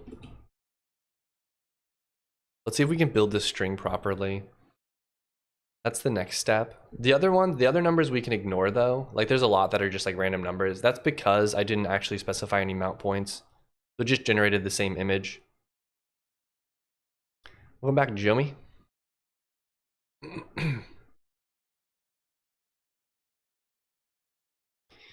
Welcome back. How did your interviews go?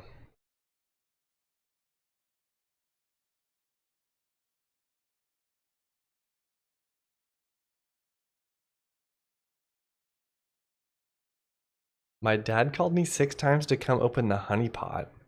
What does that mean? What's a honey pot? Like it's stuck? Closed? Like, is it just a jar of honey?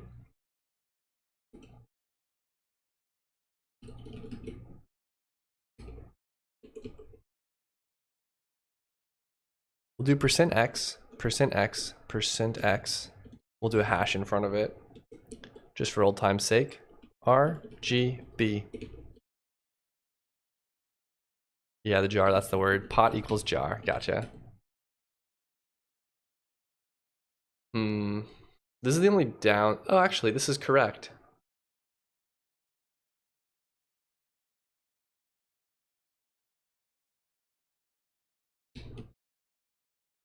That kind of surprises me. I thought FF was a lot smaller.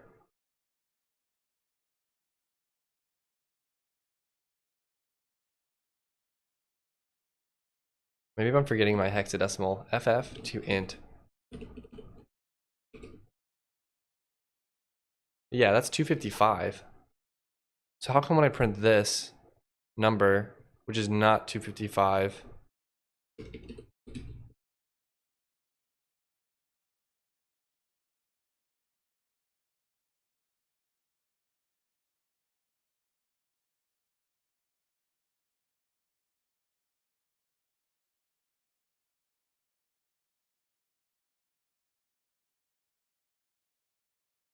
This is so strange. Oh, I know why. Because this one's, it should be FF0000, but this one's 4 Fs and then it's 2 zeros. Gotcha. It looked so much like the right number. I was like, what is going on? I thought you were the FBI for a sec there. Who, me? Oh, because the pot? Oh, I'm always vigilant. Always ever watching, just like Batman. If I want, I can start somewhere where I'll be studying and also working in different fields while being paid. That sounds pretty nice. That does sound actually pretty nice.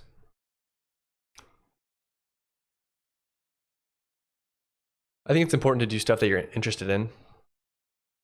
And it's probably not too hard to move around in the future if you don't enjoy it. But I don't really know how the job market is over there.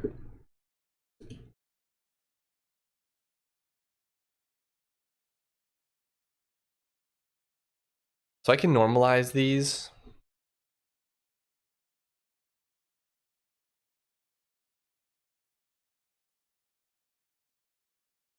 I don't really know how to specify this. What if I just print out an image color?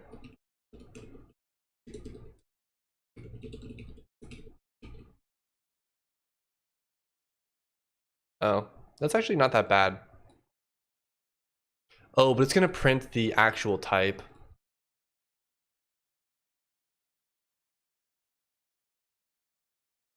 I think the job market isn't too bad. I've been getting a lot of phone calls. Also looking good over here. Oh, gotcha. Nice. Yeah, that's good then. Yeah, I think software is kind of a growing field, so there's obviously a big need for software engineers.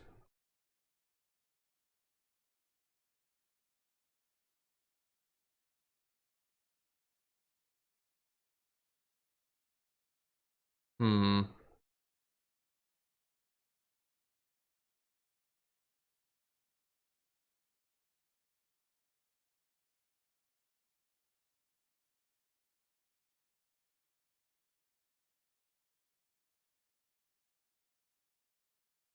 I'm trying to think of how I want to specify this.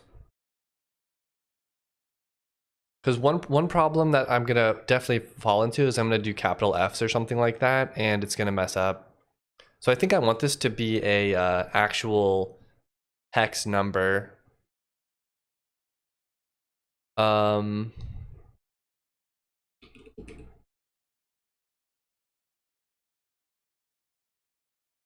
what is that? Uint 32. So then they can do mount points. 0x ff 00. How big? What is this?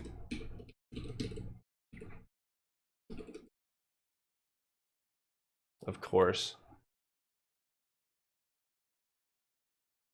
Why is unsigned int a bunch of f's equal to int -1?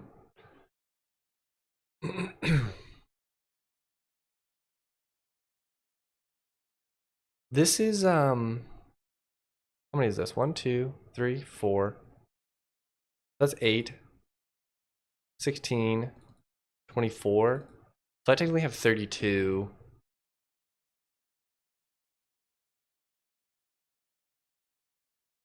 I mean, you can, I guess you technically would have to specify the alpha then too.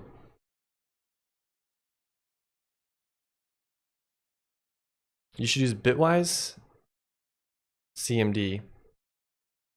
It's a good website. Oh, okay. Yeah, I always just like Google the number. Also, I like how they don't even have HTTPS. Terrible. But I think I figured this part out. I'm not going to make them specify the alpha, but I am going to be, it's just going to be RGB, Uint 32.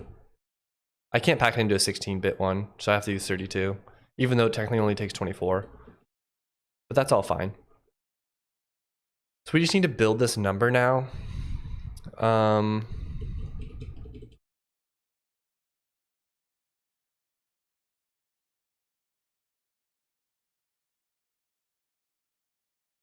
You can pass in and it'll show you bits and integer. Oh, nice.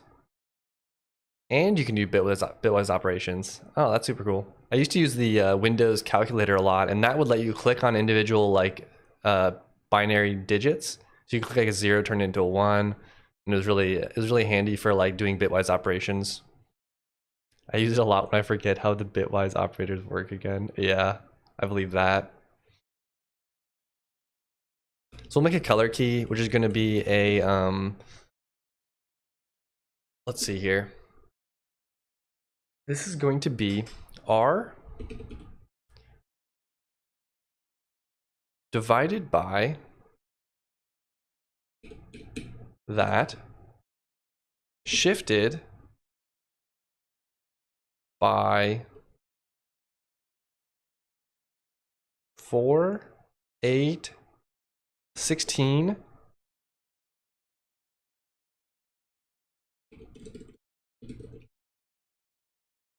anded with G normalized by that, shifted by 8, anded with B, shifted by 4. Linking, yeah, R0x. I wonder if this is a subreddit.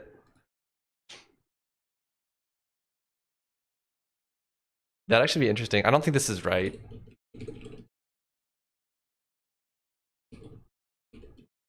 Oh, let's do printf. %x/n 9. Oh. Did not work. Oh, because I did an and.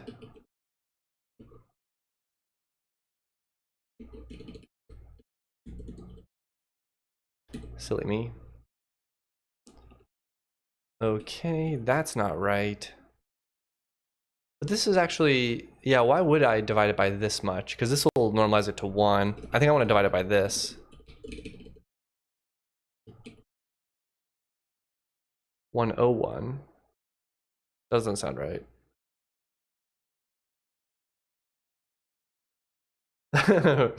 R/0x/FF does not exist. You should make that one. It's got to be valid. It's got to be a valid one, right?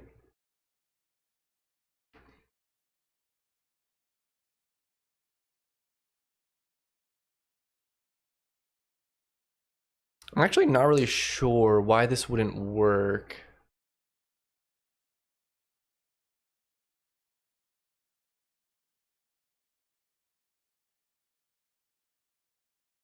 Is there no calculator? What was that website again?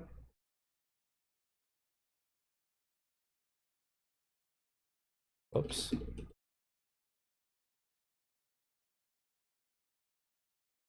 Okay.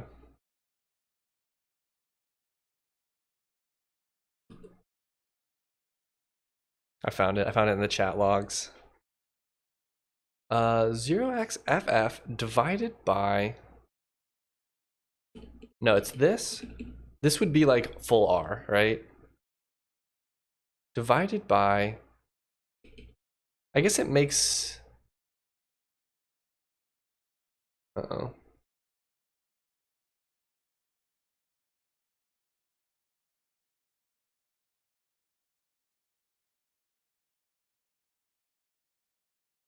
How do you not know what this is? You literally specify it like this. Or do they do O? Oops.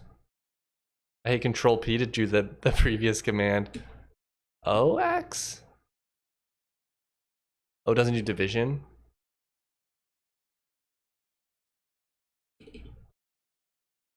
Do you do modulo? No, okay.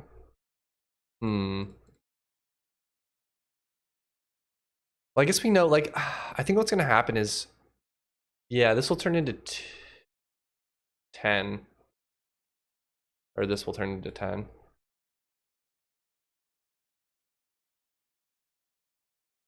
But I thought if I divided by... Wait, a divide is just a shift, right? So I just need to do 0xFFFF.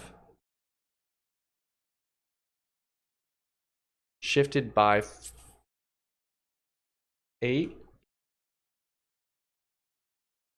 Oh no, whoops, wrong shift. Dang it, I did it again.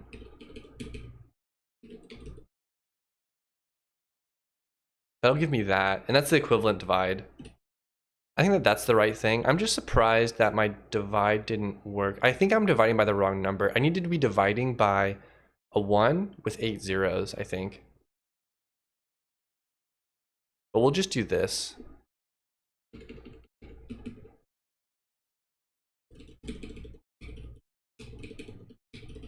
Because that's going to be the same thing, because I wanted it to floor anyways. There we go. So that's red. And then there was one that was white. Oh, this is the white one, I guess.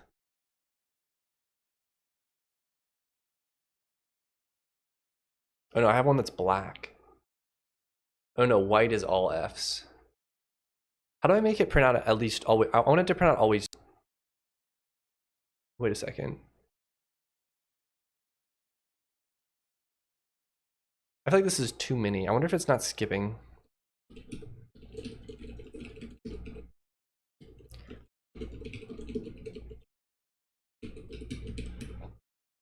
Okay, it is skipping quite a lot then.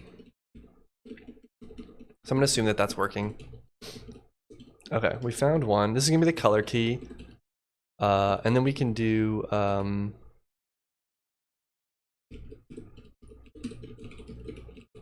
mount points on this. This is gonna be make. We'll copy that. Morning, JJ. How you doing today?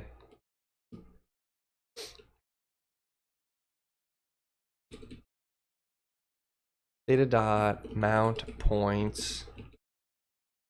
Color key. I'm gonna call it color key. I'm gonna type it out, I mean. We don't need that anymore. Equals image dot point. We're gonna do X and Y. Hands on screen, yeah. Subreddit oh, you made one?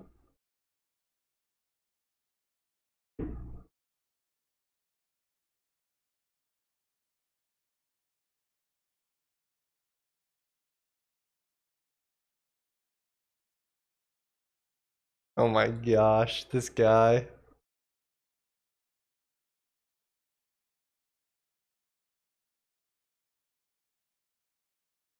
The 0xFFF lounge. A new community is created. R is 10, result R divided by 0xFFFF.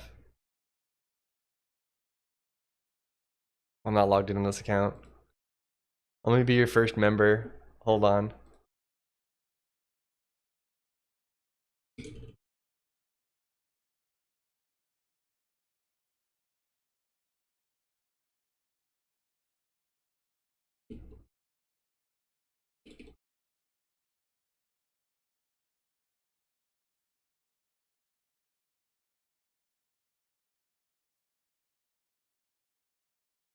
There's 37 online?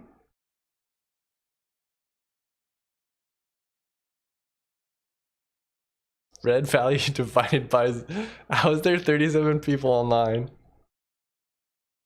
I don't understand.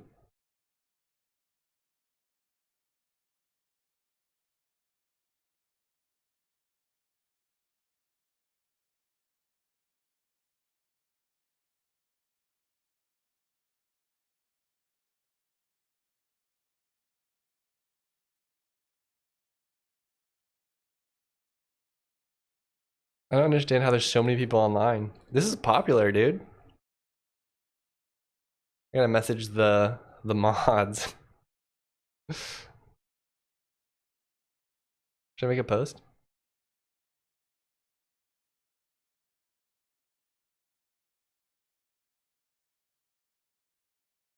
Hmm. You can customize it to your liking.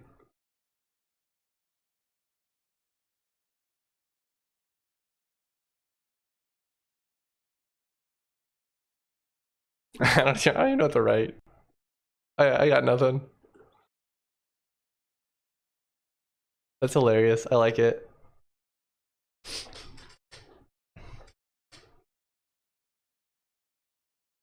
Okay, I'll make a post.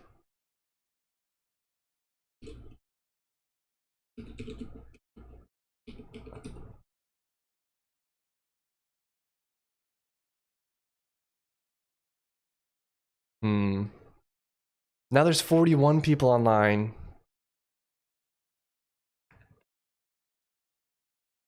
I don't know what to say. I think we should make a poll. Actually, let's do an image post.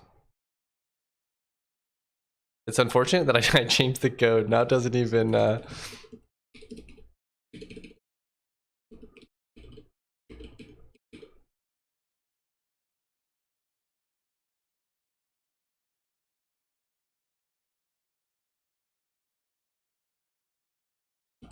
Or actually, let's do this. We need to...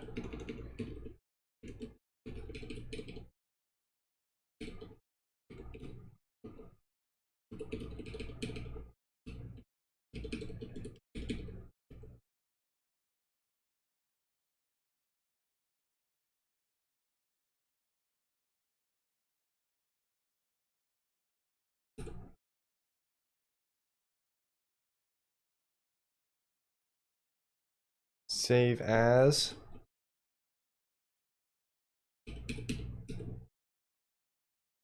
All right. I'm working on it. We're getting close. Screenshots.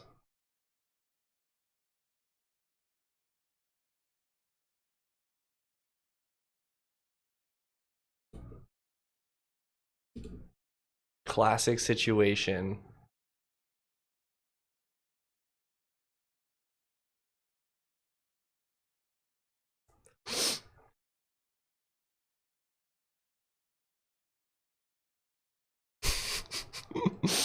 There you go. This is gonna be a booming community now. R65535 exists? Who specifies that number in decimal? Come on.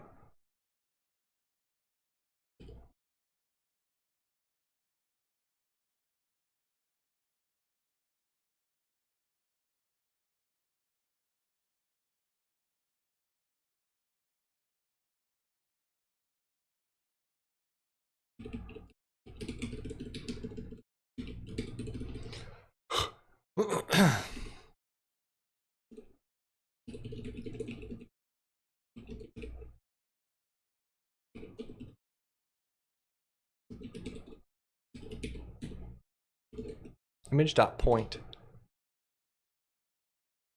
That's gotta be a type, right?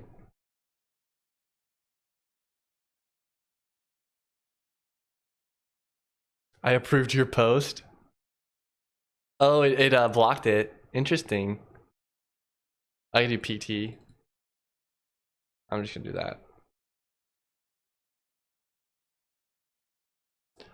Oh, this is a bad name for it, huh?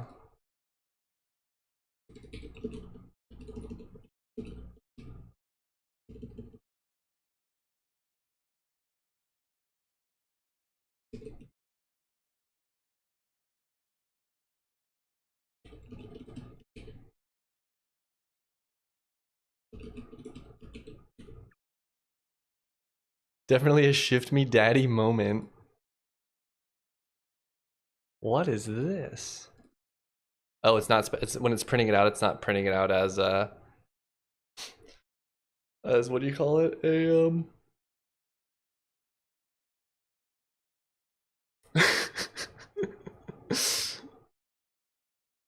erg split keyboard. Is that a good shrug sound? I don't know what you call that. Is it a good one or a bad one? That's what I gotta know.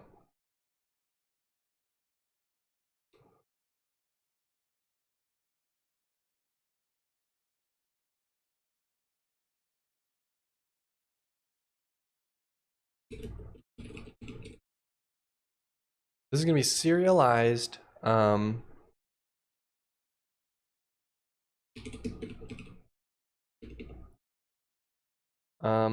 feel like mount data is so vague. It's like, is this multiple mount points or one mount point?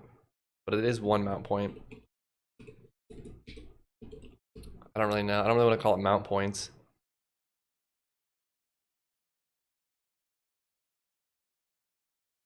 What's up, Jacob? How you doing? Do you like the keyboard or no?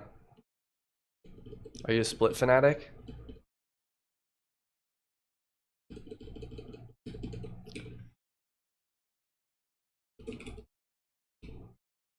I don't like the name of this.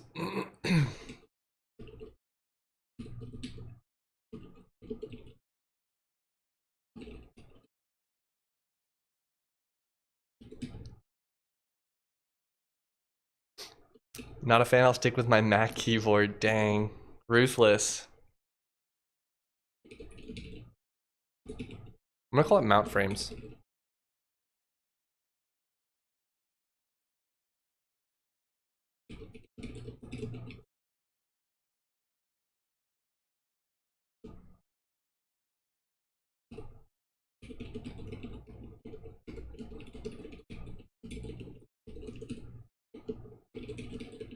We're making hats. We have hats working. What we're doing right now is we're making like an equipment mounting system where on one side you specify a mount layer which has a color which says where things get mounted to for every animation frame, like so. And then on the other side you specify a black color, and that's where the equipment mount point is. And then you basically, I think I'll just have to subtract these two things to get the final offset of where the hat needs to be put. Because right now I'm hard coding the position of where the mount point goes. That'll be hard to if you change body types or change hat types, it gets really complicated. So that is how that will work.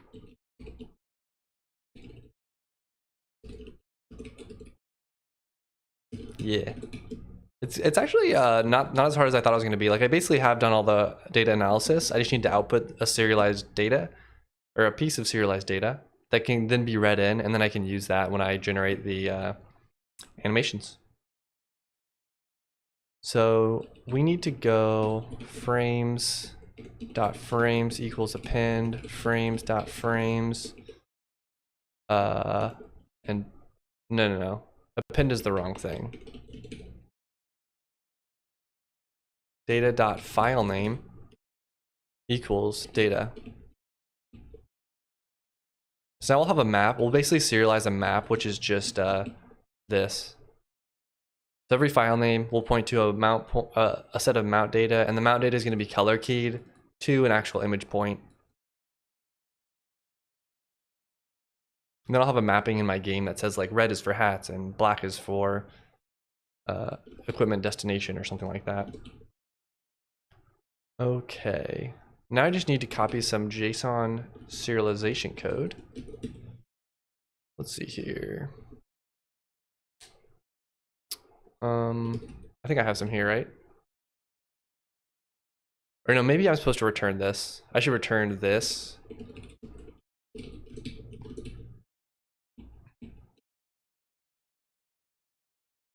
And then in my packer cmd main, when I do the calculate mount points, this will be mount data, or no, mount frames.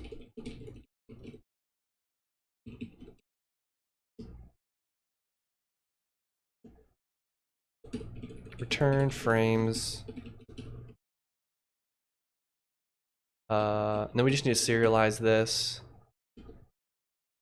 which is very similar to this.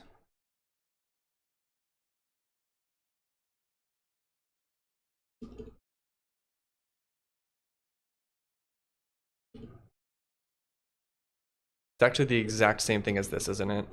Let's create the output file name.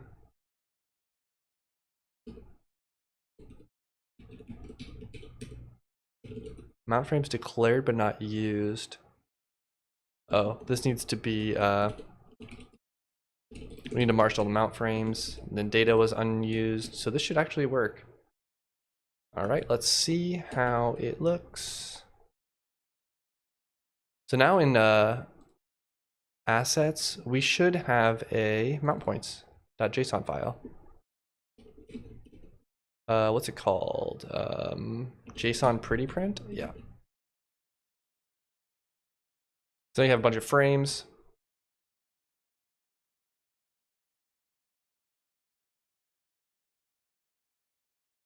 So now you can look up the animation frame.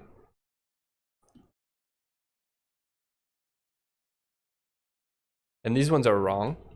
Why does this have two colors though? Oh, because it only has two different colors. So how it works for some of these, like for example, let's look at, this one doesn't have a mount layer, so it ends up just picking probably the last color that it finds when it loops through. So that's why you get those 2 points. It probably finds that and that. But once I add a mount layer to this one, we'll be able to specify it and it'll work. So that should be that. Let's go to export. Well, oh no, this is the wrong Emacs buffer. This one has export though. I'm just gonna have this one use this, just because I'm not gonna rebuild and reinstall Packer just yet, but eventually it'll look something like that. And then I can delete the files in the mount folder. So I should be able to go back one and we'll do this.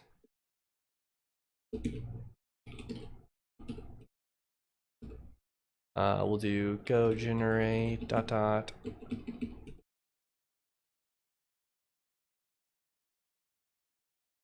then we'll do go run, or no, bash run.sh.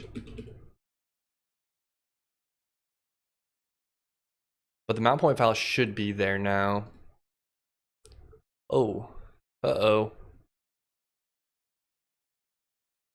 I accidentally left on the invisibility flag. Actually, I'm not really sure why that happened. Oh, I probably, when I did man, oops, wrong one. App client a sprite man. Yeah, this one's just minimized. We can, this one will be toggled automatically though for us, so we can leave this on, it doesn't matter. Gotta rerun and go generate, and then we can go run. There we go. Okay. Well, we still have hard-coded mount points, so let's get that working now. Just hats. Imagine that. Imagine a game, an emote where your character is just a hat. Now we're talking.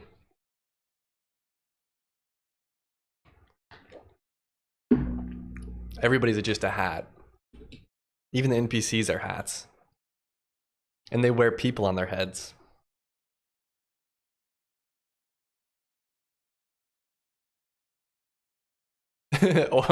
or could you imagine, like, you can now select user flare in the subreddit. Nice. Imagine a game where like you pick the hat that you want to be, and then it just attaches like attaches a body that drags its legs. So it's like the hat's just dragging around a body.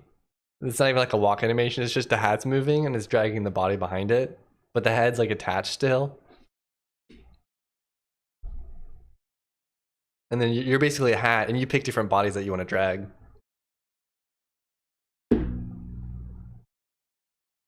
Hey, that's $1 million idea right there. Game idea, a hat in time. All right, so this is our hard coding.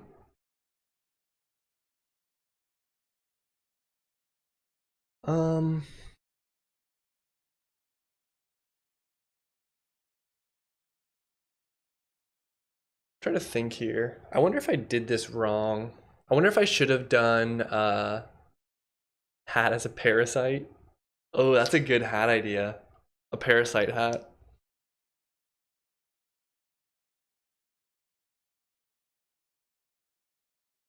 I'm wondering if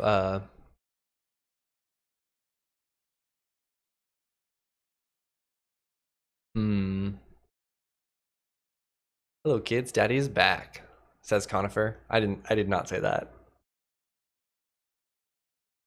I did not. I should stop reading your messages.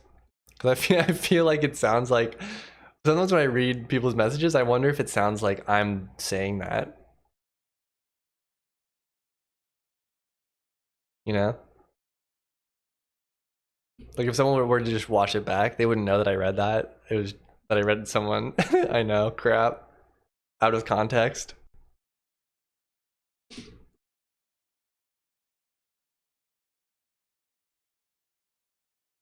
We basically have this changing the subject.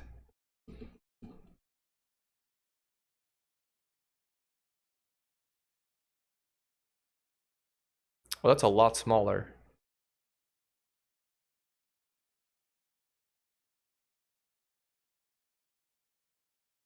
Interesting.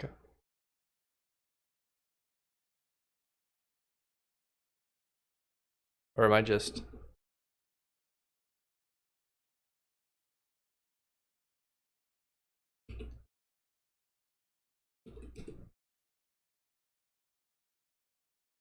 Nah, you have it. I'm reading people's messages voice. Ooh, there we go.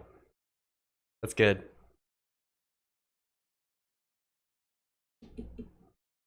I'm glad.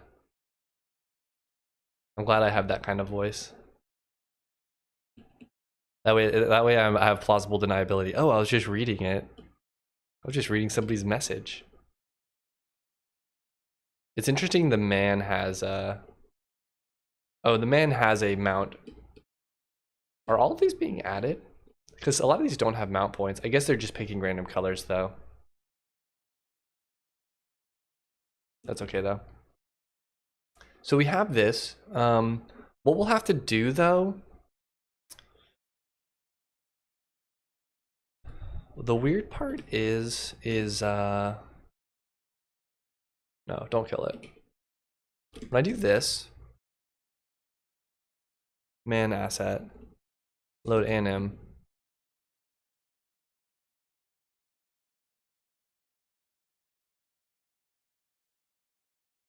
asset.animation, what is that? Has a bunch of animation frames. Which are these? And those don't have mount points, so I need to load the mount points separately. I don't think these should be attached to mount points. The weird part is though, is that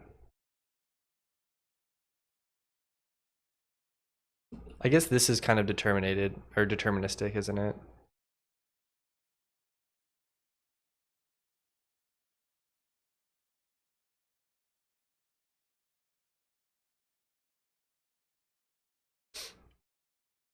Hmm.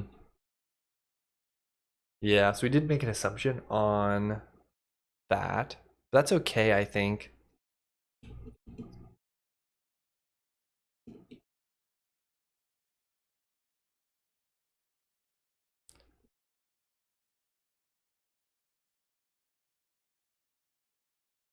But once I have this, oh, the name is the sprite name. So we do have that now. So animation frame does have that. So when I load animations, what I can do is I have the animation name. I can also load what's it called? I can also load this mount points, pass it into here. So I'll load the mount points, I'll pass it into here, and then when you create your frame, you're building a render frame, right? And then you're just gonna set a mount point, or set your mount points based off of that. So let's get started. What we'll have to do first is load in this file, but that's, oops. Load ace animation.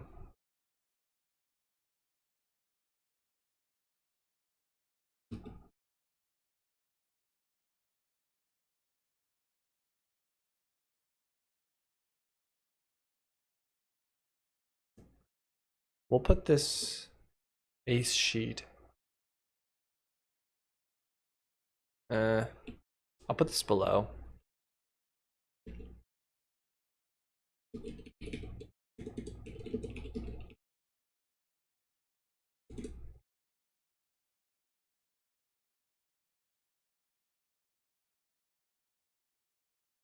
I now watch Web Dev Junkie, TS Coding Daily, Fireship, and Security Weekly during the Wednesday and Thursday. Oh, nice. So I haven't seen most of those, I don't think. I've seen Fireship before, but... I had some delicious char siu buns. That does sound pretty tasty. You're making me hungry now. Haven't eaten those before. They look delicious. Can you please just whip out your PS2 controller, your PS2 connector keyboard you've been using all this time, unit? I know you're into kinky keyboard stuff. That was on purpose.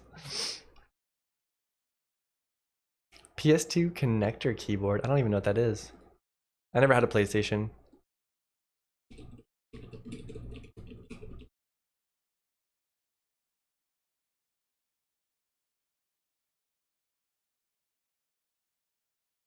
Oh, you just mean PS2.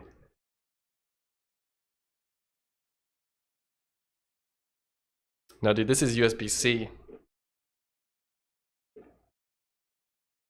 Gotcha. When you said PS2, I was, yeah, you know, you're right. I used to use those connectors, but when you said PS2, I was like, oh, PlayStation. USB-C. Welcome to the future, old man.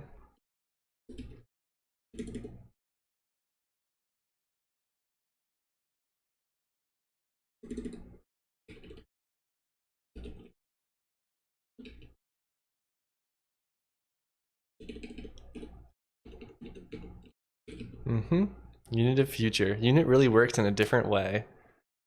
Yeah, my brain definitely works in a different way. If I'm associating PS2 keyboard with PlayStation 2 keyboard, I don't even know what that means. I just assumed maybe like the controller had some weird keyboard that it got attached to it or something, so you could type. I don't know. I don't know who comes up with this stuff.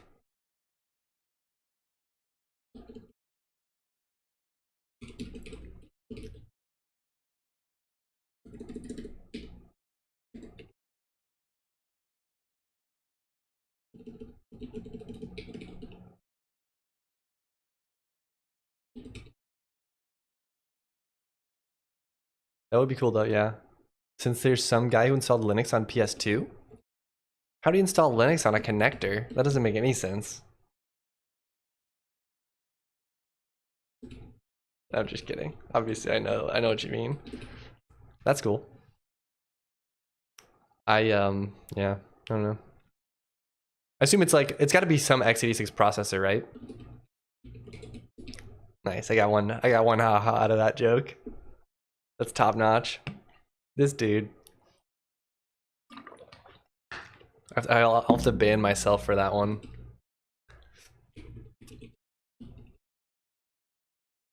This is going to be mount frames.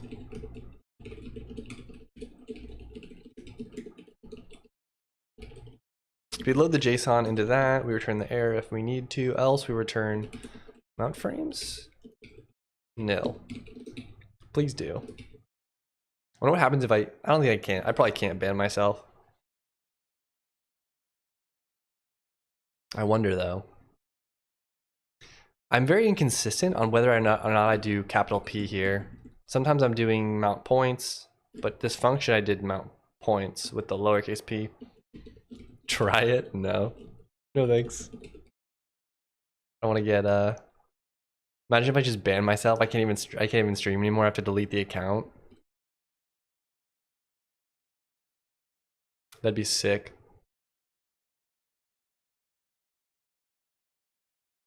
Can you please stay consistent?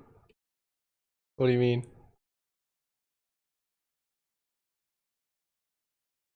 I can see why you got fired as a Java dev now. Yeah. You should use rotary encoders as a mouse replacement. Oh yeah, I have room for them. They could just be here zooming around. That'd be sick.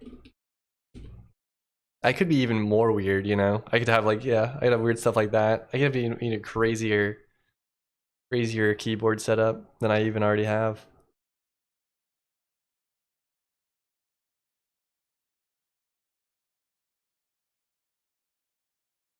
Units work. Please use our style guidelines. Meanwhile, unit. Yeah. Let's see it.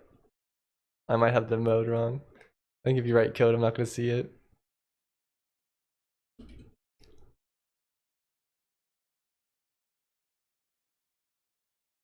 Is this the file? Public void. Moo funch. I can't even read that word. What if I did only capital?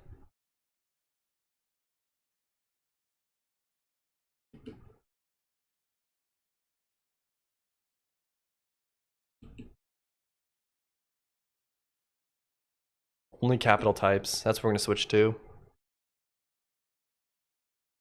Why would you want to score your viewers so much? Why are you going to be so sadistic?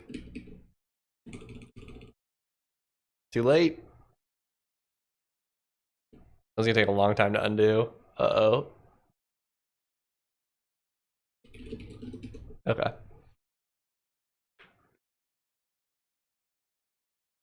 I have to... I think it's this file. Yeah, when I load that, I'm also gonna load... This is not the right place to do this, but I'm gonna do it here anyways.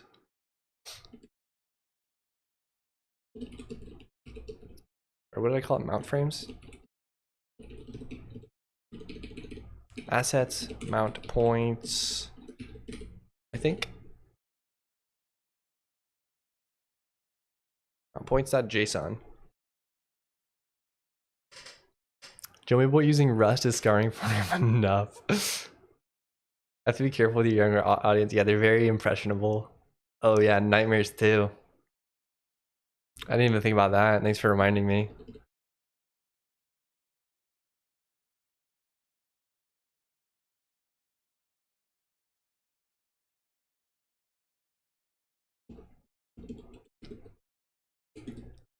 Man asset, and we'll do mount frames. We'll pass that in there. I don't like that I didn't I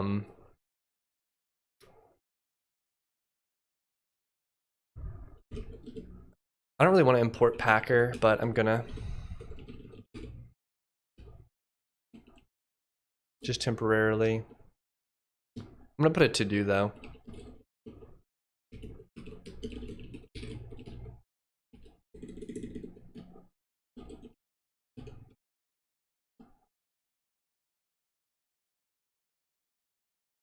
Load anim, got anim assets, and then we have our mount frames, which is a packer.mount frames data type.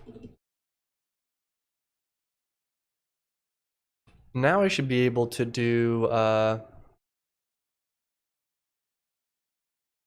I should be able to comment this out because I'm going to load the frames. Or when I load the frames, I should be able to do another to do as entered your team. Fuck, autocorrect.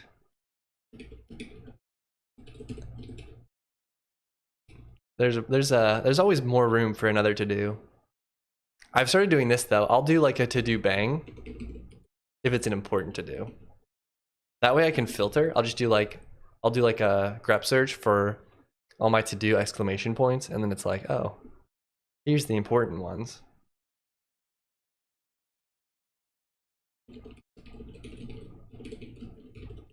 Mount frames, anim name. Wait a second. Yeah, anim name should be the right thing. So this will give me mount data. Okay.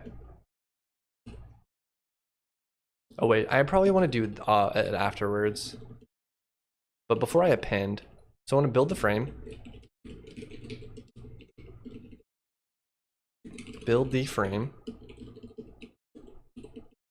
Add on any available mounting data.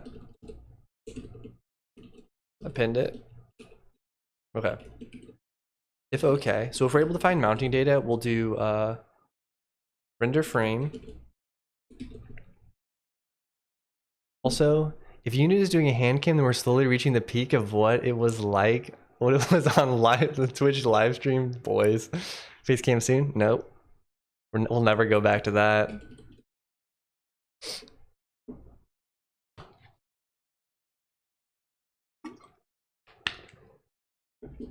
Ball pit stream soon. Imagine. That'd be so cool.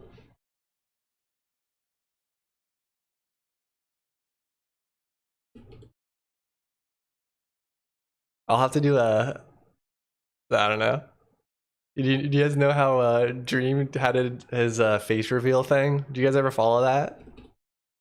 I really don't follow Minecraft that much, but I know that was a big like thing. Because he's a pretty big YouTuber that never showed his face till like very recently, right? I've already shown mine, so it's kind of out there.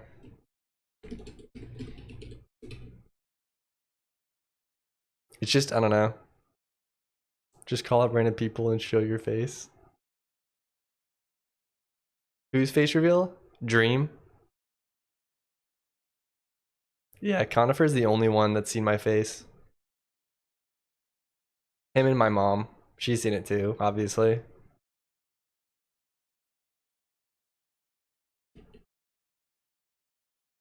Isn't he like a big Minecrafter? 15 pounds for pics.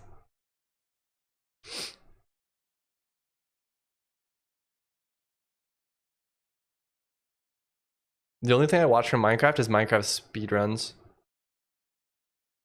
Let me save up. Don't pay him. What's your bank number? Yeah, send me your bank account details.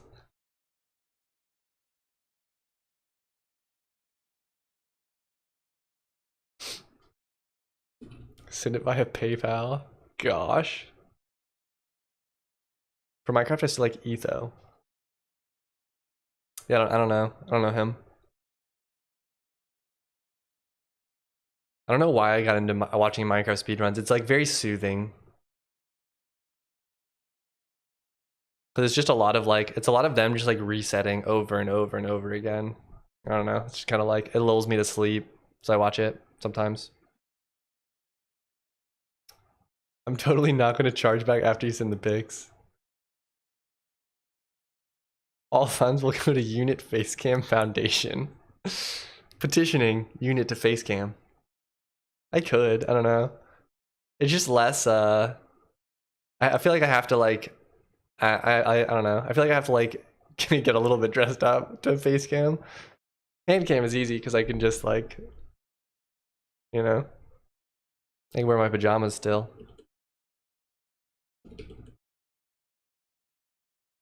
I'm really just trying to avoid putting clothes on. Dress up. Screw that. That's the thing is I do normally stream naked, so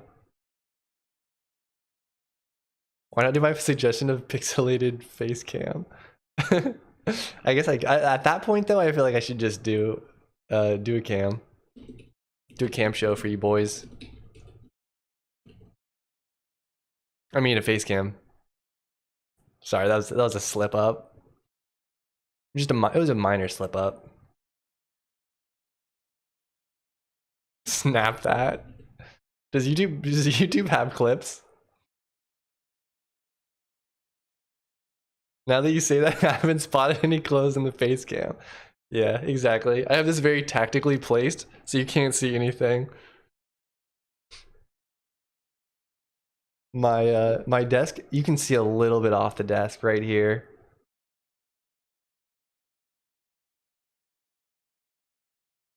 But you know. But you know. It was too hard to get my camera mounted properly.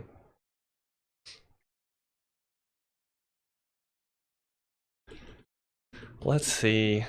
What was I doing? I don't even remember.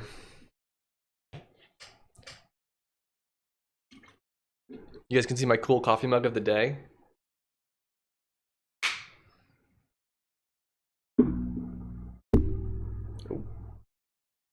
Is it showing?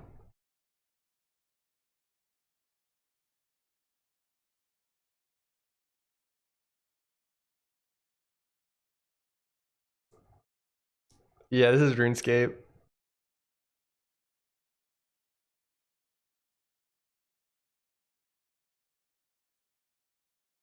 That's the coffee mug of the day. Can barely see it. Yeah, I'll read it to you. It says, "Excuse me, my eyes are up here." And it's got all the stats are just maxed. Yeah. Unit Discord. Unit programming sock reveal, not clickbait, gone wrong. Jeez. I don't, dude. I would feel so uncomfortable wearing long programming socks. That'd make me feel so awkward. Even if no one saw it, I would just feel weird. I don't think I could do it, guys.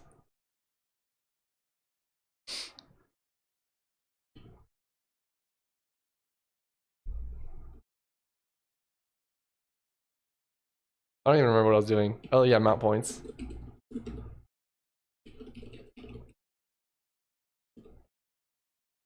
rframe.m mount. Discord what?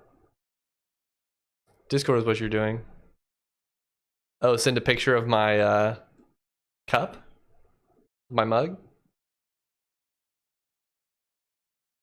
Is that what you want to see?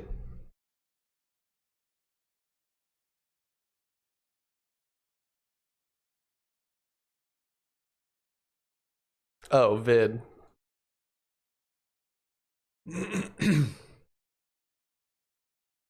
Oh, he did clip it.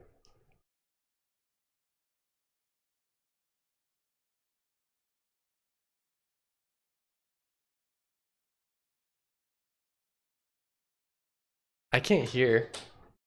Oh, my headphones.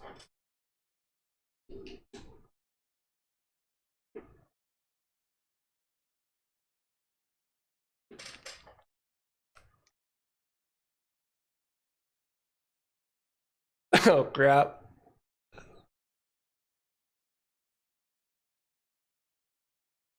Yeah. Yeah, we don't like that.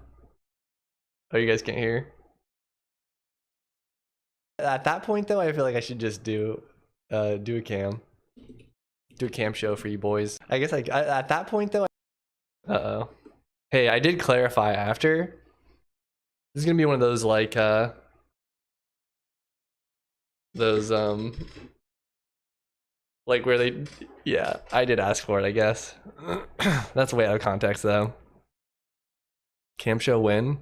I can't do that on YouTube for obvious reasons. We're gonna have to take that offline.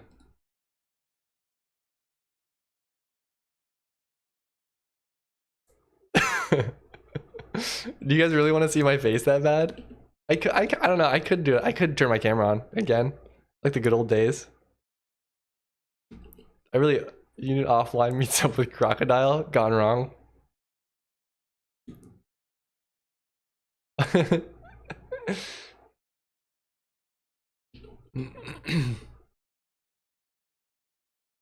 I don't mind. I saw it plenty of times. See, Conifer secretly doesn't want me to do it because that way he has something that he can hold over everybody else.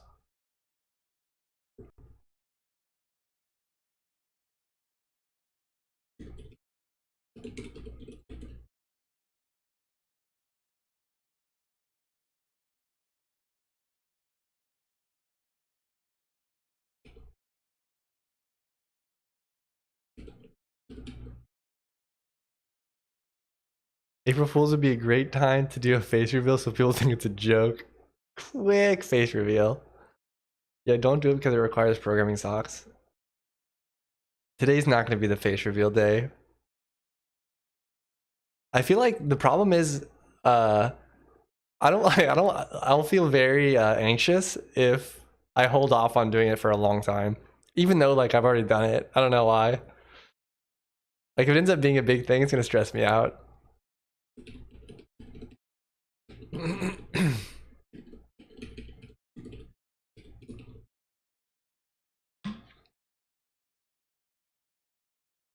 Face reveal needs programming socks. Exactly. I need the I need the confidence that programming socks provides before I can show my face and not my socks. We'll have to do like I don't know. Poor boy. Poor boy. Not that I don't know. Not that I'm like self-conscious. It's just like I don't know. If it turns into a big deal, it'll be harder to do.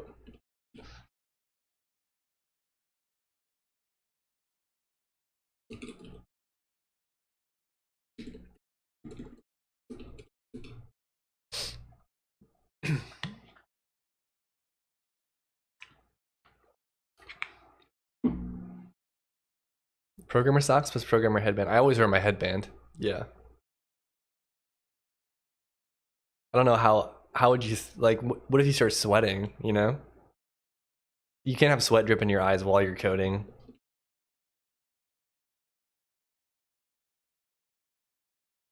What would a programmer headband be?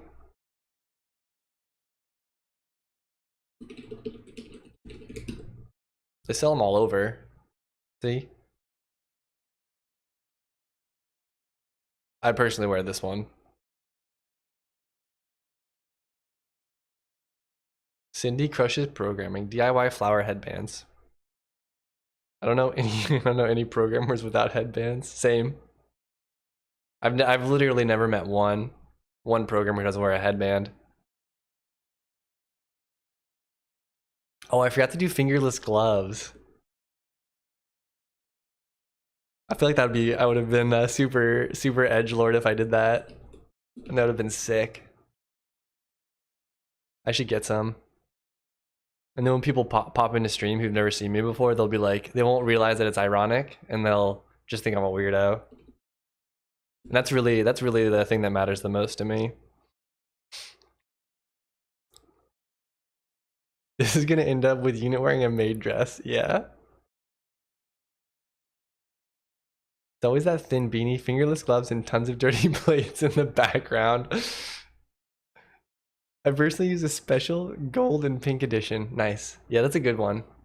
I don't have that one just because it's a little bit outside my price range. You aren't a weirdo? Thanks, buddy. Appreciate it. If you don't have a headband, you're probably a junior. Yeah, let's be real. Oh, did you hear my finger pop? That was loud. And the quality of your headband really correlates to how good of a software engineer you are. I think that was a question. What's a question?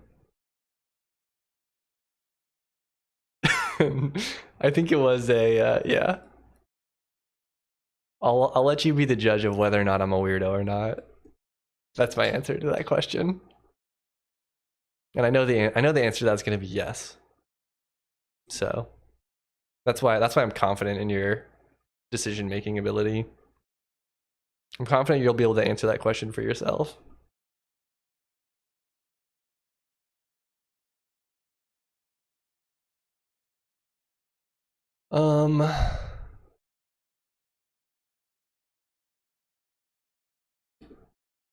I guess I just do this.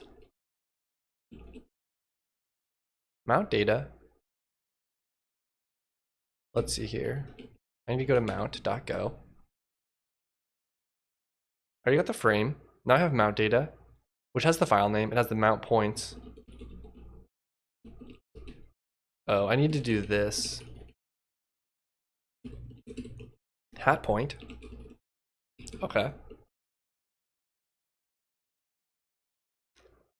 Programming keycaps. Ooh. Have you guys ever thought about getting blanks?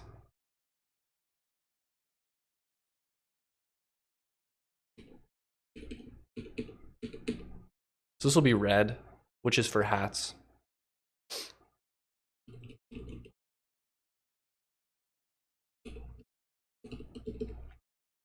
I have blanks on my happy hacking. Nice. I thought about using a. I think I know the keyboard you're talking about.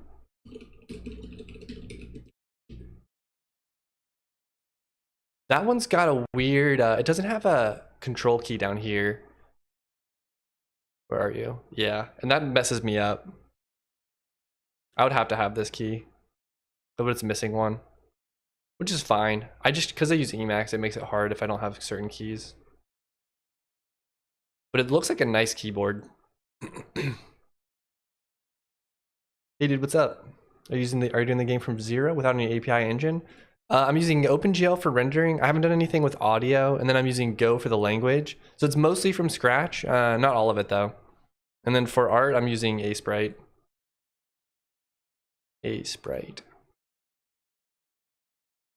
So I have a bunch of Ace files.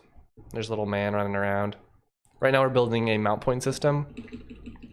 So kind of how it's gonna work is you basically build like, what I'm gonna do is I'm gonna specify like a mount layer, and then that's gonna hold like the place where certain things get placed when I overlay multiple sprites together. So for example, if I wanna put a top hat on top of the character, the top hat will have a mount point as well of where it gets put. And then the person has a mount point of where the hat gets put, and then the top hat has kind of the opposite. He'll have like a point which is like, oh, right there is where this needs to get put onto that. And then that's how I'll do my mounting system.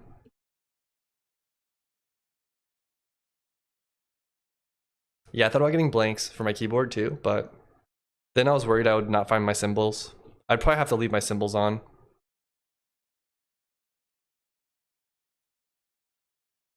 But yeah, it's mostly from scratch. I'm using libraries where I can, but then if I need to write something myself, I'll do that too. Yeah, I actually use this. This is my control key as well.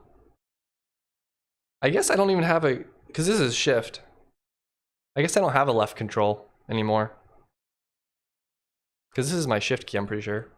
Yeah. And I rebound this. This is my control key now.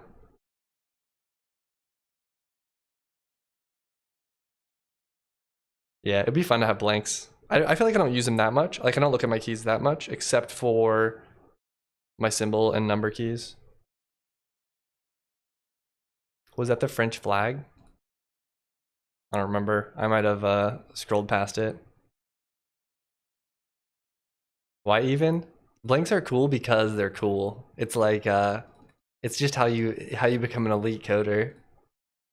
The only way to be elite is to use blanks. Yeah, very interesting. Thanks. Also, welcome to the stream. I think this is the first time I've seen you here. I think Golang is such a perfect language. I mean, it's fast and doesn't have a lot of stuff to learn in order to use. You basically have to have building blocks, pointers, and easy bam. Yeah. They're cool because they're cool. Such a great explanation. Exactly.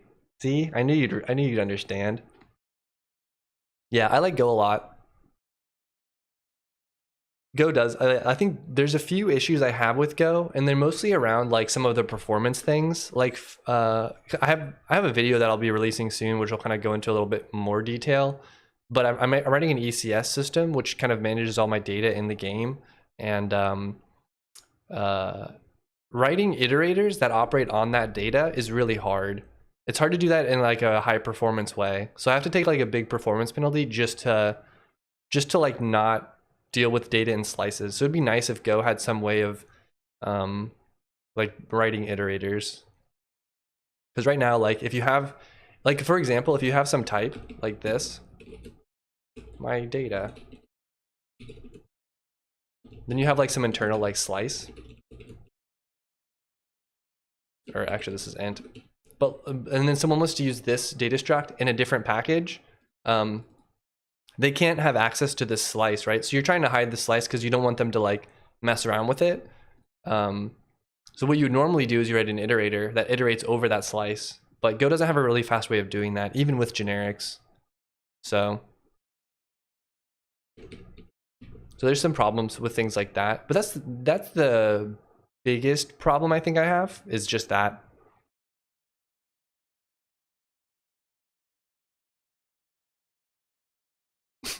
Show me. He says, unit of time, you want some iterators? I don't want this kind of iterator. I want something easier. I'd be willing to take a small performance hit to not have to do this. But like I think the thing that Go doesn't have, I think, and this is like a part of the language design, is they like won't let you do complicated things. I think intentionally. Look at this. Rust scares me. Use Vim, have blanks, use tmux, live in a terminal, use Linux. Only use C. Yeah. I only use Go. You guys talking about this low level-ish language, and here I am writing JavaScript and it's mostly JSX, was basically just HTML. LMAO. That's alright. It's alright, buddy. You'll get to that. We'll drag you over to the low level side eventually. To be honest, I'm making this more complicated than it should be. Yeah. That's the problem with complicated languages, is you can do a lot of cool stuff, but you can also do a lot of stuff that's like bad because you overcomplicated it. I mean, Rust, it's like super strict. Rust is super strict teach, which doesn't let you do anything and always have to be right. Yeah. Yeah, you have to write really, really good Rust code to use Rust, I think. I don't think Rust is a bad language by any means, but Go's definitely easier. In my opinion, of course. Go is easier for me. I'm much better at writing Go code than I am at Rust code. But there are some weird things in Go which are not like not obvious. There's some weird side effects of things.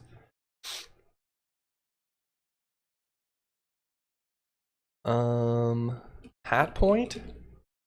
I think I need to do glitch.vec2 hatpoint.x hatpoint.y, and that should work.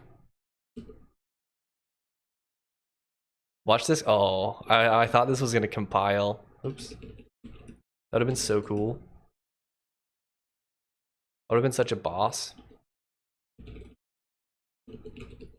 I really should just return a pointer here.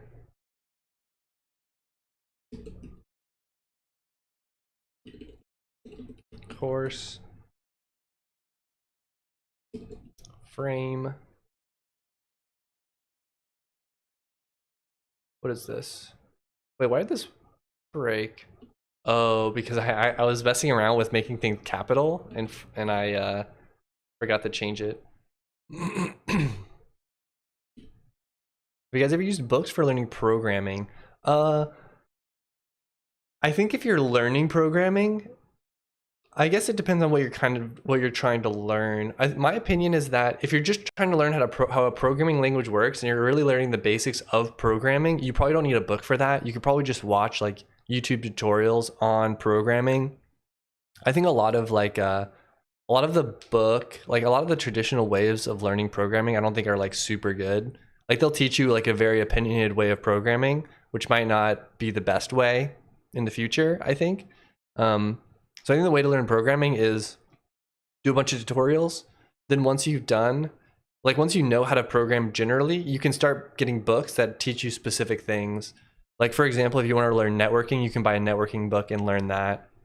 Like once you want to learn something that's like very in depth, like how computers work, I think that's important. But learning programming, I think you can mostly just like watch YouTube tutorials, read blog posts, read the documentations of the language and stuff like that.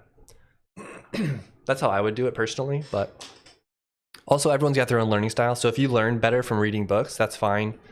I just think there's a lot of stuff in there that's not that useful. And they'll like, I guess this is learning in any direction, but it's like, why would you spend money when a lot of this data is on the internet for free already? But once you want to learn something specific, like I have a book about, I have a Linux book about like the Linux OS and how stuff is built and that. I have like a networking book. I have a few books like that. So like some of that stuff's like, you kind of want to learn it the right way, but like learning how to like use a language, there's not really any right way to do it. It's kind of like it's very free form. Once it's like, I want to learn how Linux works. Now you have to like, you can read some blog posts, but you have to kind of trust them a little bit that they're actually correct. So buying a book on that from like someone who's more scholarly, I guess, is maybe a little bit better. But I don't think it's really that useful to read. This is my opinion, but I don't think it's really that useful to just like read through a whole book and like try to learn it all. I'm much more of like a reference person. I'm currently reading Clean Architecture from Uncle Bob. Yeah, I'm not a. I don't know. I don't know. I don't think I ever read that book, but I don't think I don't know. I'm not a huge fan of like designing stuff that way, I guess. I'm much more like an iterative person. And I see a lot of like blind application of design patterns that ends up like locking your code into a very specific architecture. And I think that that's not super good. Not that I'm not saying his books are bad. I just I haven't read them, so I don't know. But I think a lot of the, like the traditional OOP, and this is obviously like I'm a very I think I program in a somewhat unique way compared to a lot of people, but I think a lot of the OOP stuff's not that good.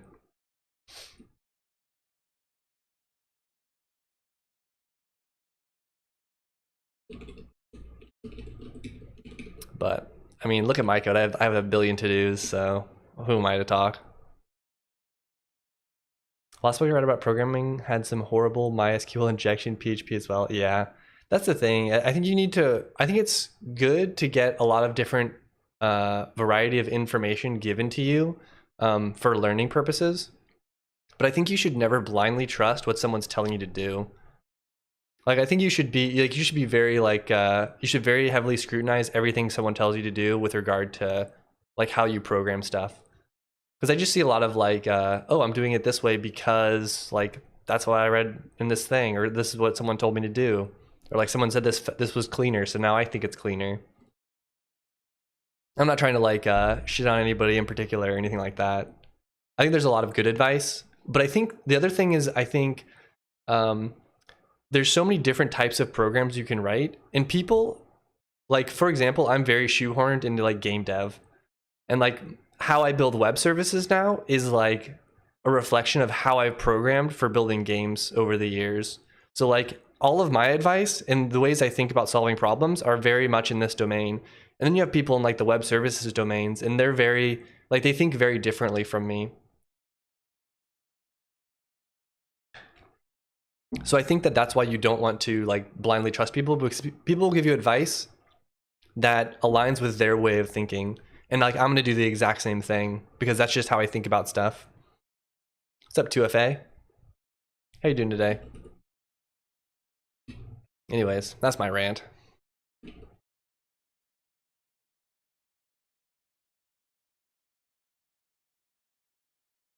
I fixed that one.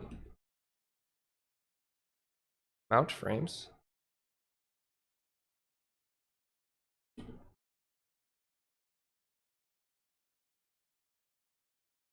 But programming is definitely an experience. It's a very unique field. It's a very unique field because you kind of like spawn complexity out of your problem solving, you know? So it's very easy to like make something and be like, oh, this will be perfect, this will be perfect, but you're just like making things more complicated than they need to be. I definitely do that a lot. I'll try to solve something too generically. Like it's hard to find the perfect generic solution to something, and I don't think that that ever exists. I wasted a lot of time watching, reading BS resources from people trying to make money. Yeah, I'm a very like project focused person. So like I've never really like I've tried to like read books all the way cover to cover to like learn stuff, you know. But I'm very much like I want to build this thing, so it's like I need to figure out how I can build this thing. So for example, like for this project, for example, I'm like building an MMO. So I bought a book about networking, like game networking, and I read a lot of blog articles about game networking. And like I've kind of like studied this field to help me build. Like I studied a very specific field to like learn how to build this thing, and like I'm still learning how to build it, you know. So the only time I ever like look into something is to like because I'm gonna learn it so that it can help me do this task. But it's also good. It's good to have like a high level knowledge of what's out there, just so you can know what to do comparisons between. But then once you know, like, oh, there's like I can use flat buffers, I can use JSON, I can use like a custom binary one. Once you know like the different options, you start to learn like the small like minor trade offs between those, and uh, then you kind of like build it one specific way. But I think programming is very iterative. Exactly what I'm doing right now. Making things too complicated. Yeah. Oh, I've done that so many times. And like I almost never get something right the very first time. So it's like, what's the point of me trying?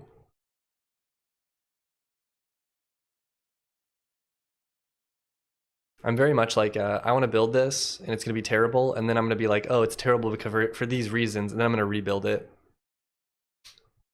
Which is maybe slower. I'm fairly happy with how I end up with stuff.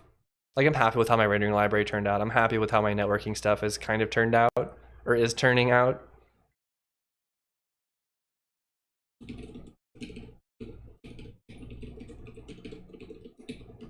I'm very happy with how this mount system is turning out though, because I think this will be really easy to do. But I think the assumptions you make in your program are like the make or break, in my opinion. Like you make a lot of assumptions to simplify your stuff, and if you make the right set of assumptions, you can make it very generic, but the code's still very simple. So I think finding that balance is one of the hardest things, and that's specifically for like API designs. And then like knowing algorithms is obviously very, very important.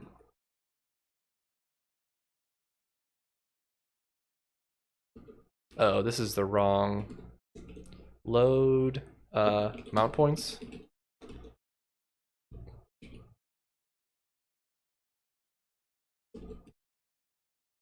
Load anim. Oh.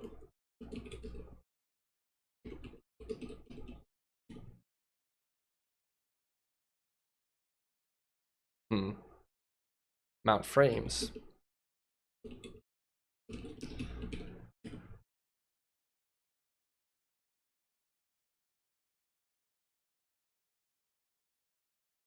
Cool. Okay, let's go ahead and add mount points to the. Well, we'll do the Mohawk.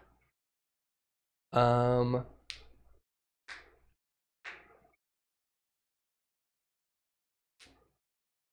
trying to think here. We've already added them to the Mohawk. Let's switch over to the Mohawk. At Mohawk. We've added the black point. And then the man, we've added the red point. So we should be able to match those up now if we use the Mohawk. This won't work, but I'm just gonna run it to make sure it works. I wasn't paying attention. Yeah, we had hats. Oop. There's a crash. Hat mohawk.json file does not exist. Oh. Mohawk.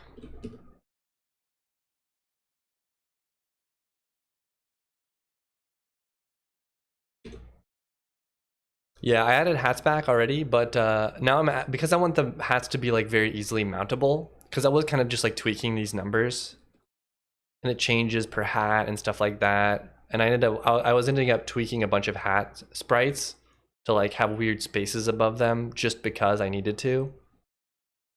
So to avoid that, I built this kind of equipment mounting system. Mohawk guy crashed the game. I know, classic Mohawk guy. I think we have the mount point set though. No, we must not, right? Because otherwise this would have worked.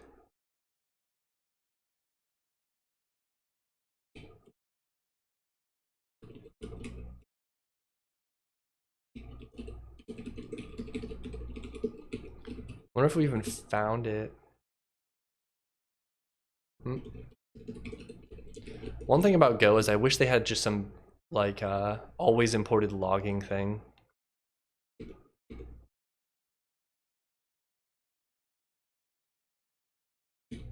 Okay. Excuse me. Okay.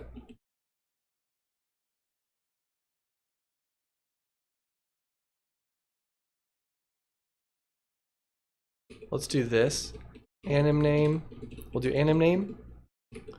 We'll do at point, or no. We'll do mount data.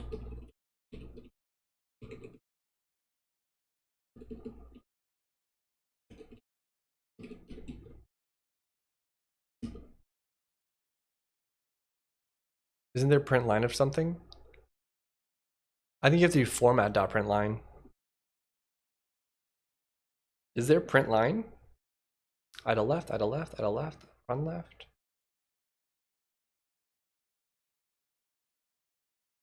So it's playing the animation name, but it's not ever able to find the animation. Oh, animation name is the wrong thing. It should be, so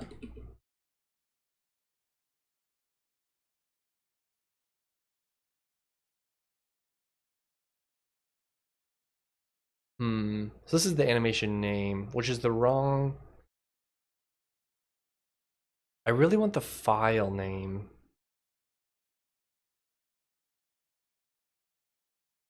Right?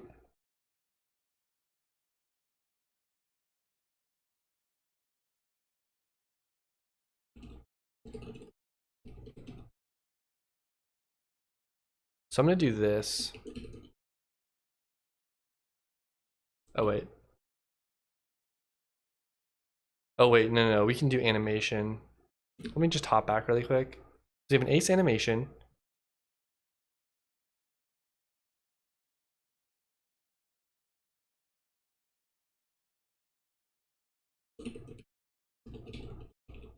This doesn't make sense though, does it?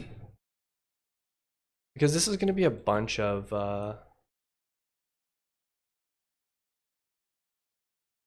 but name, what goes into name?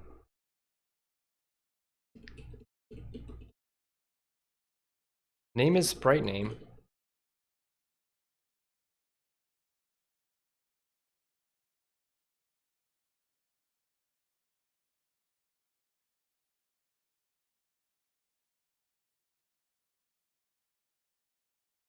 Oh, this is not, this is the animation name. I want the frame.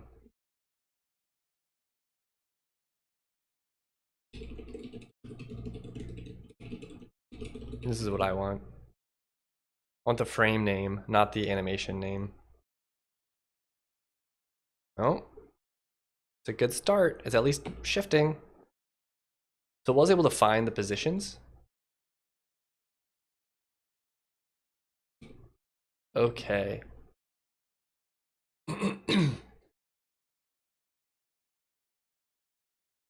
So we'll have a hat mount point for this one.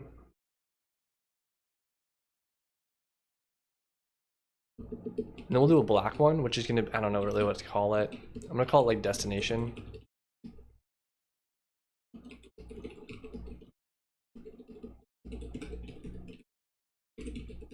We'll place the word hat with dest, and then suddenly this will work. Make those all zeros, which I think is black.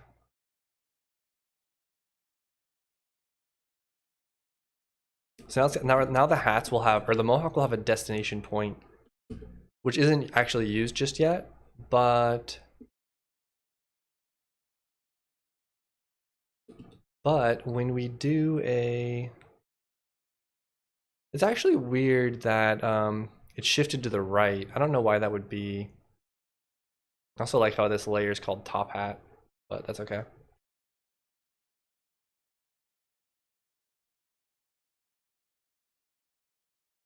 I wonder what the 6-8. Oh, because this is these are relative to the center of the sprite. This is relative to the bottom left-hand corner. Or maybe it's the top left, I don't remember.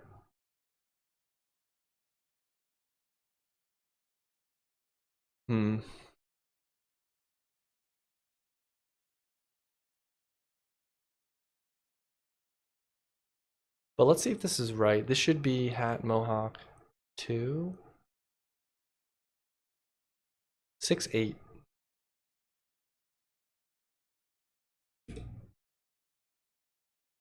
Yeah, 6-8, where that's 0-0. So this is 6-8. So it's from the top left-hand corner. I wonder if I should set this to the mid, based off of the midpoint. Because I do all my sprite rendering based off of the midpoint. Let me go to the bathroom real quick and I'll be right back and I'll think about it.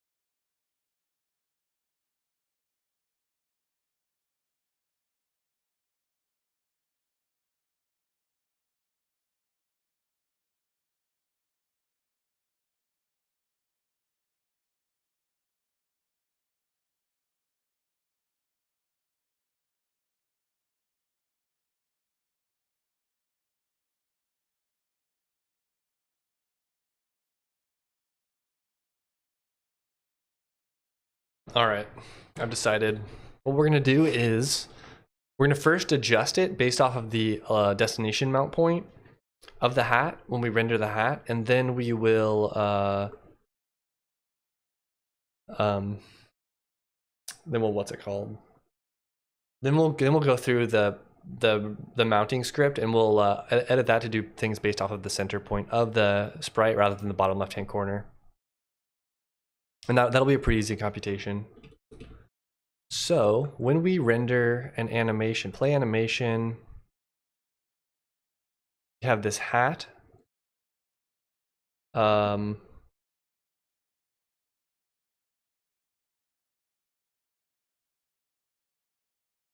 Yeah, so in the animation, we basically do two things. We draw the body, and then we draw the hat. And the hat's based off of the body mount point. And the hat well, hat point, we need to do hat frame dot, I don't know, hat frame is anim dot hat dot get frame. This will give us the current frame. And then we'll do hat frame dot mount dest. Did I call it that? Yeah. I want to rename this to something. I'm not really sure. I think I preferred this, DST, but I'm gonna leave it for now because I'm gonna rename it. Okay. At dest point. Then we'll do hat point dot x minus equals at dest point 0. Y is going to be the same thing, but for the second index. And then we'll see what that looks like.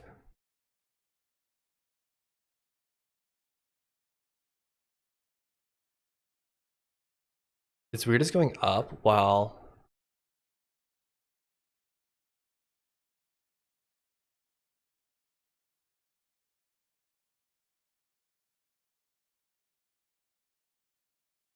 it's like they're offset for some reason. That's really weird. Oh, because I'm doing minus? Maybe?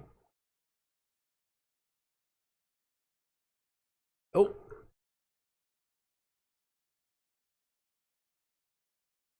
Okay. I think I'm pretty sure it's minus. I'm pretty sure we need to subtract it, but let's go ahead and do...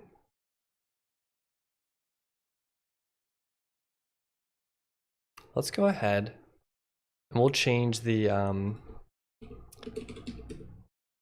when this calculates this point, what it's going to do is it's going to take the bounds, the center point of the bounds. I wonder if there's a function that gives me that. Image, rectangle, there's center, canon.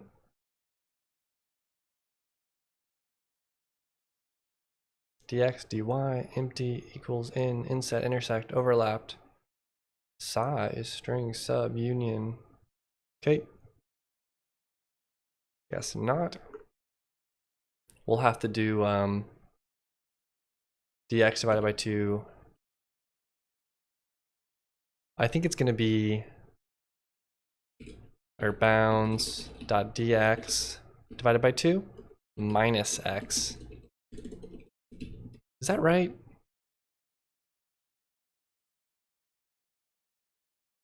The nice thing about graphics programming is like I don't really have to think too hard. I don't have to like draw this out because I can just like run this, see if it works. If it doesn't work, I'll just change it. Oh, but let me just think about this really quickly. You have an image point. You're gonna take the width divided by 2 and subtract out the x.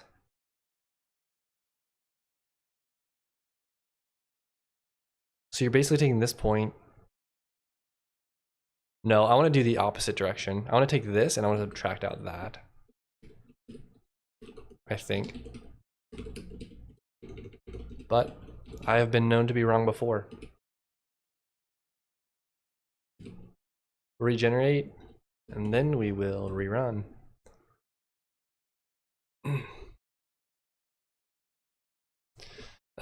Oh, whoops. Maybe I need to add now? This is not good. I don't like that I'm doing this. Like, I don't like that I'm just like trial and erroring this.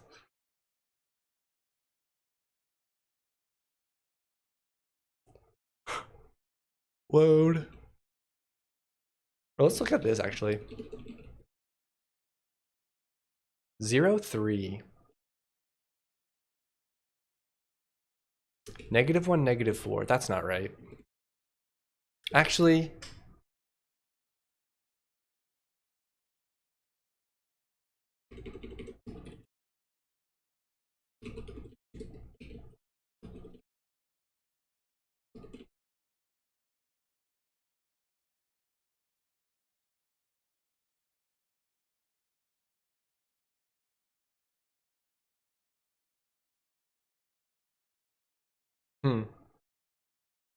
well, it's kind of in the right spot now.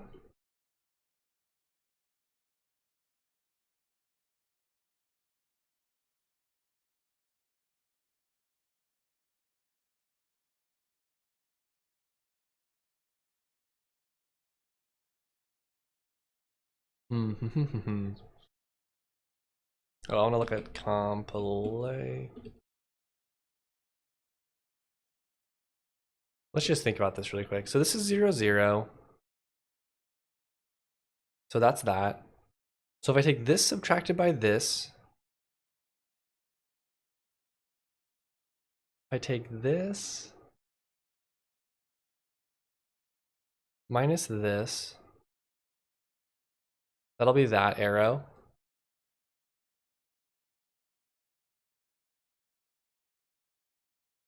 So I think I want the opposite direction. I want to do this, the center minus that, which is what I'm doing. Oh, that's wrong.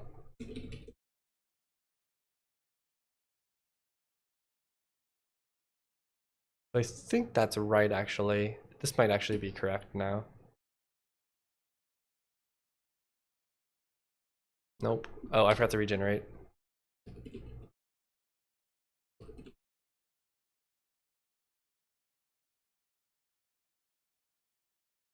All right, don't question it. Don't question it. That's so strange.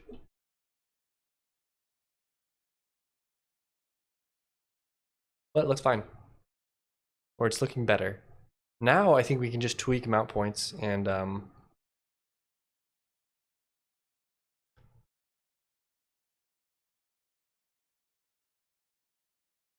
what happens if I do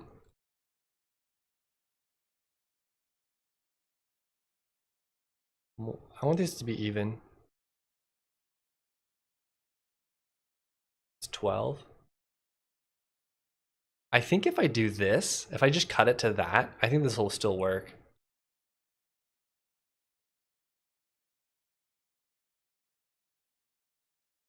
Let's do crop. I just want to crop it. Go generate. Go run.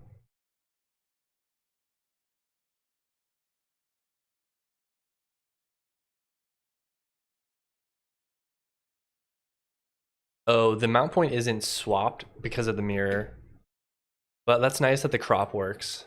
We're able to just crop all our hats now. And that was one of the goals we wanted to have. Okay.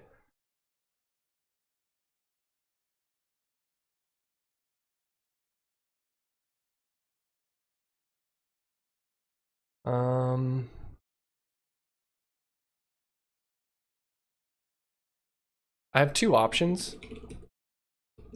I can either make this get created every new time, because when I do a mirror operation, what does it look like? When I do a mirror, when I want to mirror an animation, I just call this mirror anim func, which creates a new animation with a mirrored name. and and mirrors the Y. But technically the underlying mounting point map is the same. So I can either apply the mirror to the mounting point array afterwards, or I can apply it now. I'm gonna keep the map the same, and I'm just gonna apply it later on. So basically when we do this, or no, when we do both of them,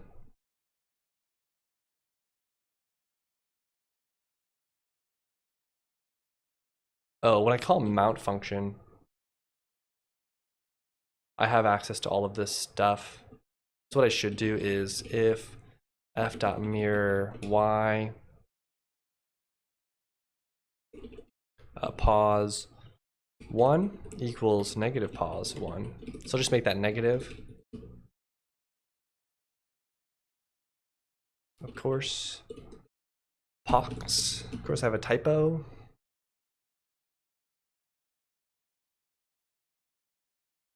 Oh, I did the wrong one.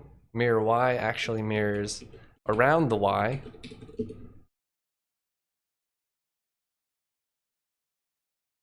All right, moment of truth. There we go. Look at that. This guy galloping. Okay. Let's go through and add mount points to all of the hats now.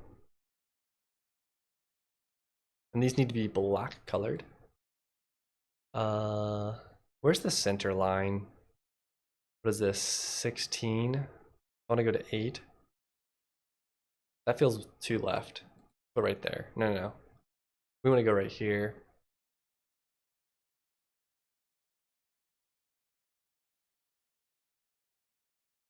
We'll try that.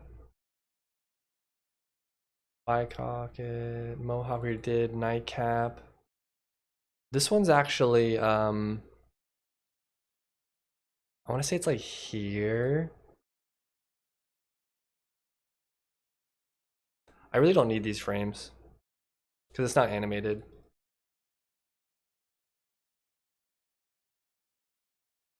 I do need those though.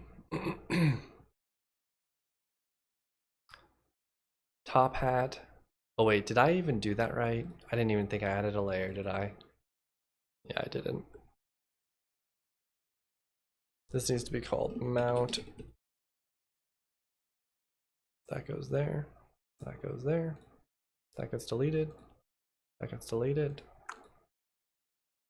Cool. Top hat, new layer. Mount. What? I'm gonna exit this. Is this right? Okay. That looks correct. Top hat now. This one actually does animate.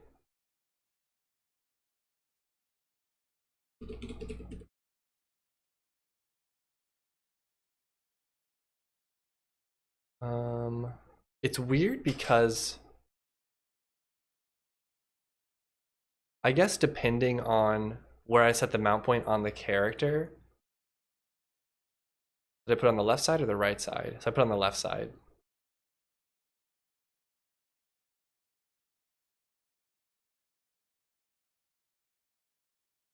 And we want this one to hop up a little bit. We can do that. Is that all of them? I think so. Regenerate. Now we should have a lot of different hats. We'll run. I forgot to change the hat.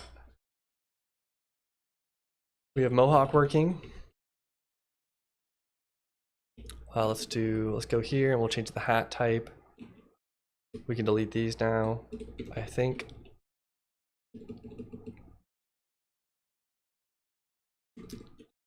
Do top hat first, see how she does. This one's got the animation in it, so. Perfect. Then we'll do, what was the other one? Bicocket. I actually didn't know that was a word until I played Rocket League. Uh-oh. Well, the hat's in the right spot, at least. But I did mess up. I think I left a dot on... Oh, I didn't even call this mount.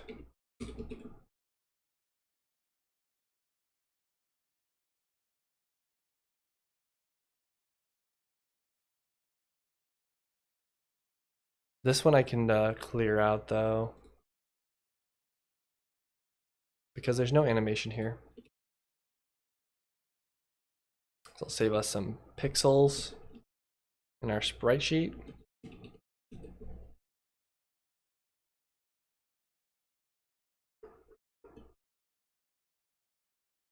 There we go. What was the other one? Nightcap? This one I don't think is gonna work, but I think I'll have to tweak the position on this one. Yeah, I need to go down one frame, I think.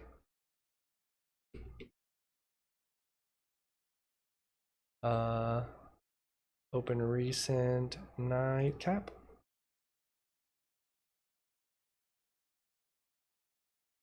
We'll go black.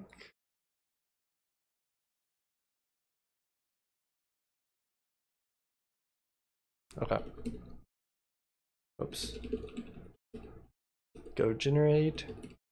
Go run. Perfect. Now it's sleepy time, man. Cool. The last thing I think we need to do is we just need to move over.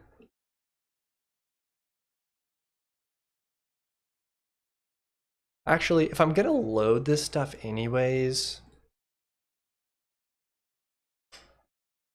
I just don't like the fact that I'm doing a JSON on Marshall.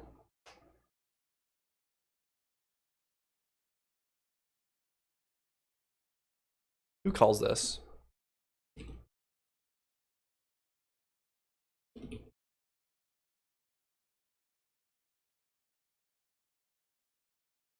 What package is this? Client? I might be setting this every... I don't think I'm setting it every frame.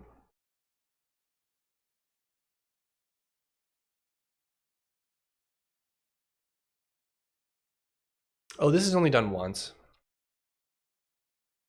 I think.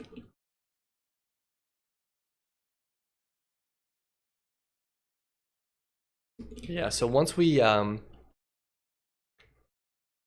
if the character doesn't already have an animation assigned to it, then we create a new animation for it, basically. And this logic will have to change slightly because it'll probably be something more like, oh, if the animation has changed at all, then we need to make a new animation for it.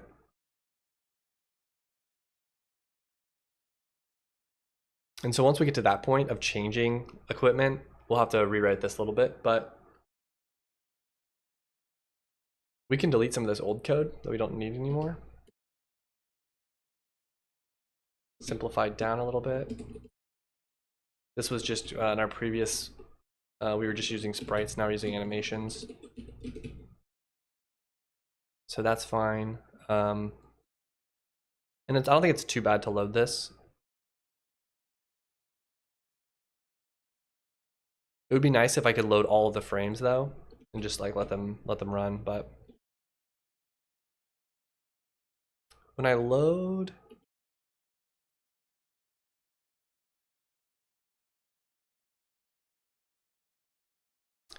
I do have a little bit of hard coding when I load the load anim, where I'm saying this is the destination point is black and hat point is red. It probably makes sense to make this configurable, but I don't think it's really that necessary to pull out because I don't see myself ever changing that.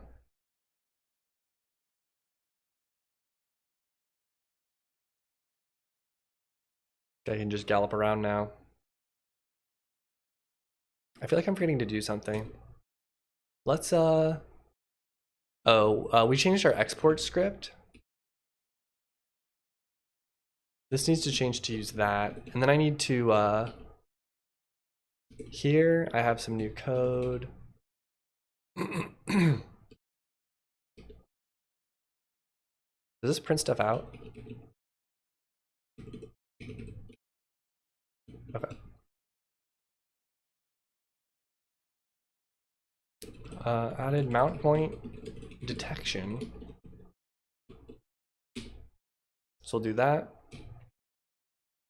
Now, what is it? I think I have it in my README.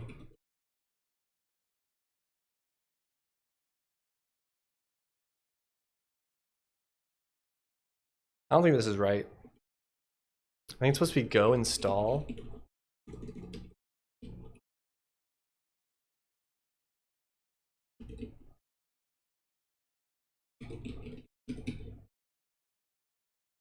think it's supposed to be that.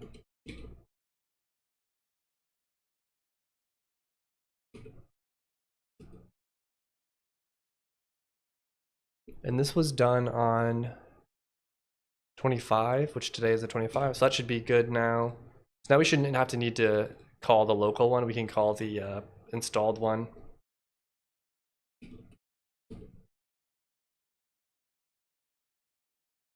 Do go generate, seemed to work. We'll do run.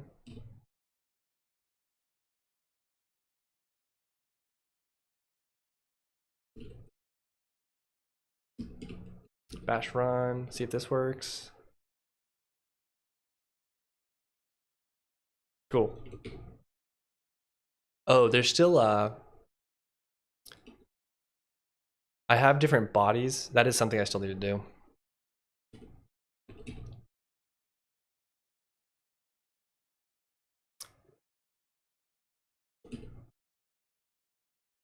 I wish I didn't do that. That was stupid of me. But we'll do this. I actually just extended my commit after I pushed it, which is probably not ideal, but too late now. I don't think it's that big of a deal. It just replaces that one commit with another one, which means the version I have installed is like some unknown version.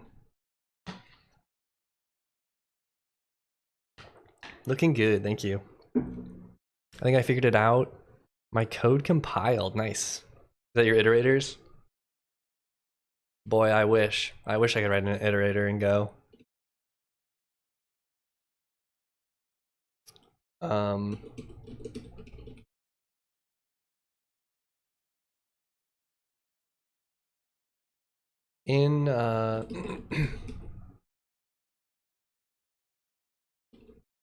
in here, when we do new animation, we do it based off of a body.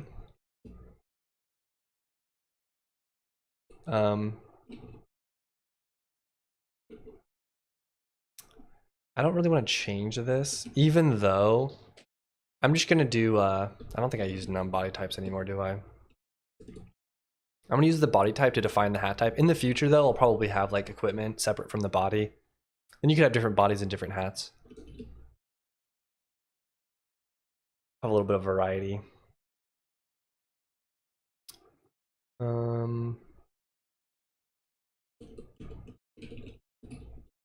Hat file.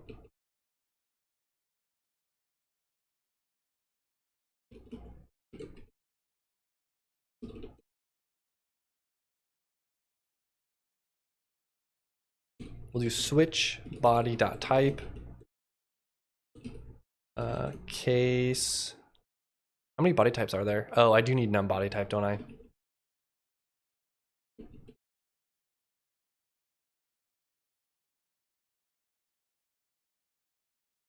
Here's what we'll do. Okay. I'm gonna make this 4. I'm gonna do hats.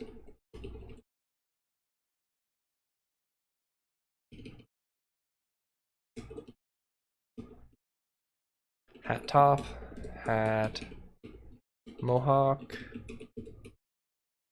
night cap,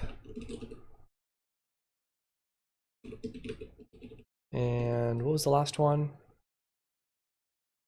Oh, by Crockett.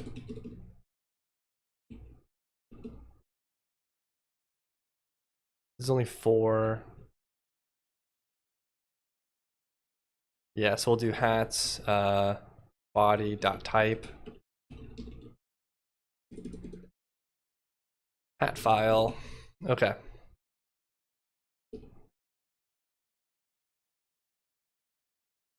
This should work. Got Mohawk that time. Bicock it. Bicock it. Bicock it. Mohawk. Sleepy cap. Mohawk. Top hat.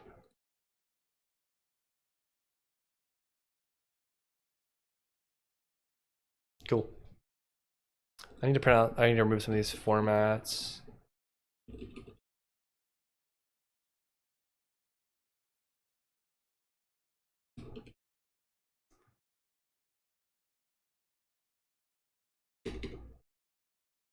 Alrighty then. This I can delete, or yeah, I don't need that anymore.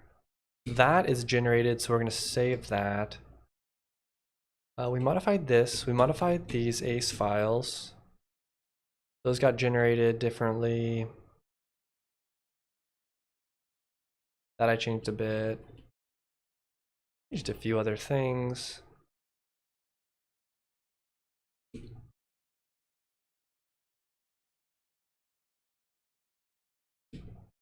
We'll just flip through here.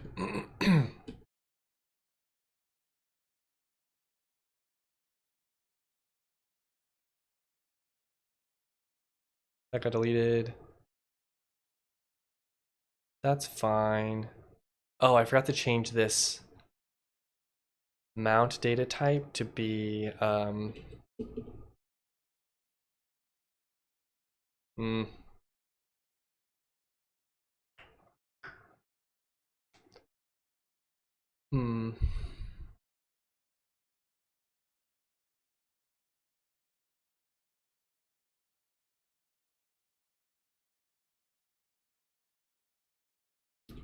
Let's go to anim.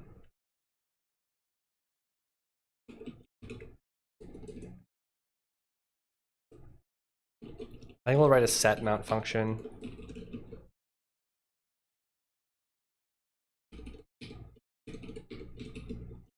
This will do f dot mount name, because we're going to change this to lowercase, equals point.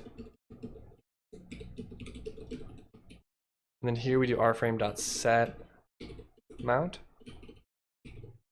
at point dest.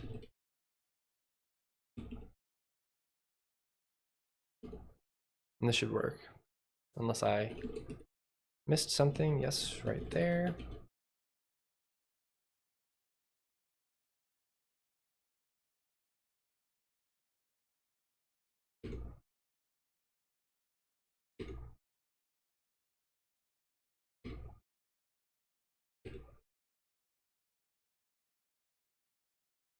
Good enough for me.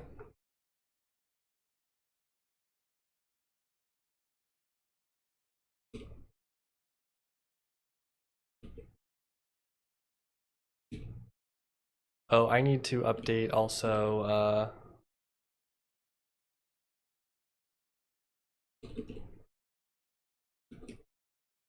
this changed. Let's see here.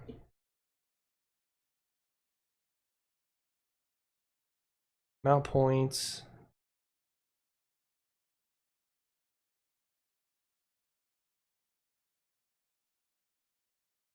Why did I change that? Oh, that's not really a change. That's fine.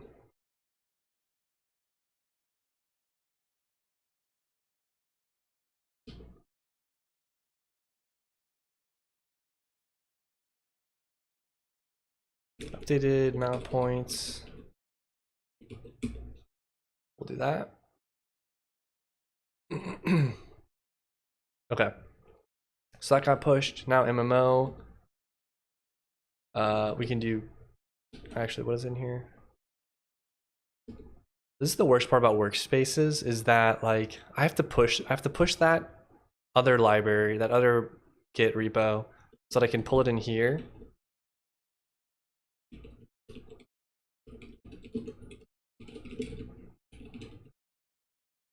So I upgrade it here. Then I have some changes. DU. That got updated to today, which is good.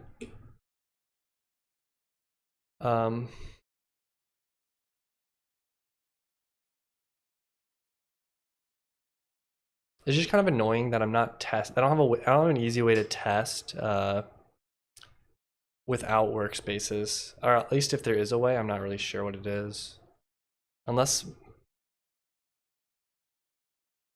maybe I can do this.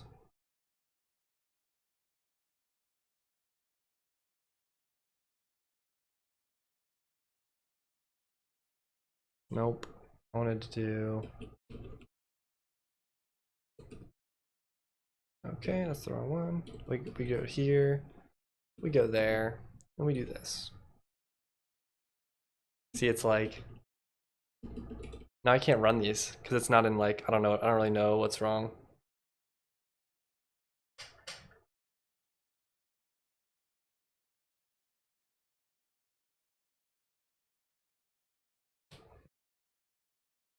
It's like all of my scripts are maybe only for when you're in a workspace. I would think that they'd work in a module though.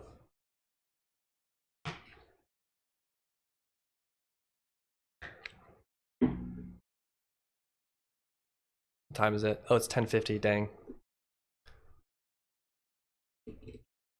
I'm not gonna deploy it. I'm not gonna get it deployed today, unfortunately. I'm like midway through changing my deployment system, my deployment scripts. So yeah, we'll have to do it next time. But let's commit this. Added equipment mount point system.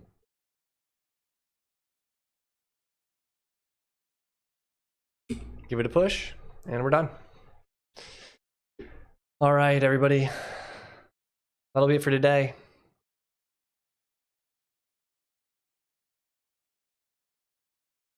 Thanks everyone who stopped in. It was fun. 3 hours and 48 minutes later, we have a mount point system. I don't know what we'll be doing next time, but we'll be doing something, no doubt. What do I have on my list? There's a few minor things I need to do. Where is it? Oh, we can check this guy off. That's done.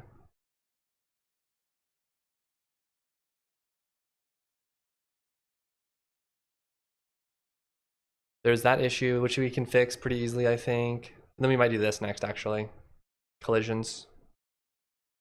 Yeah, it was very interesting. I'm glad it actually came together pretty nicely. I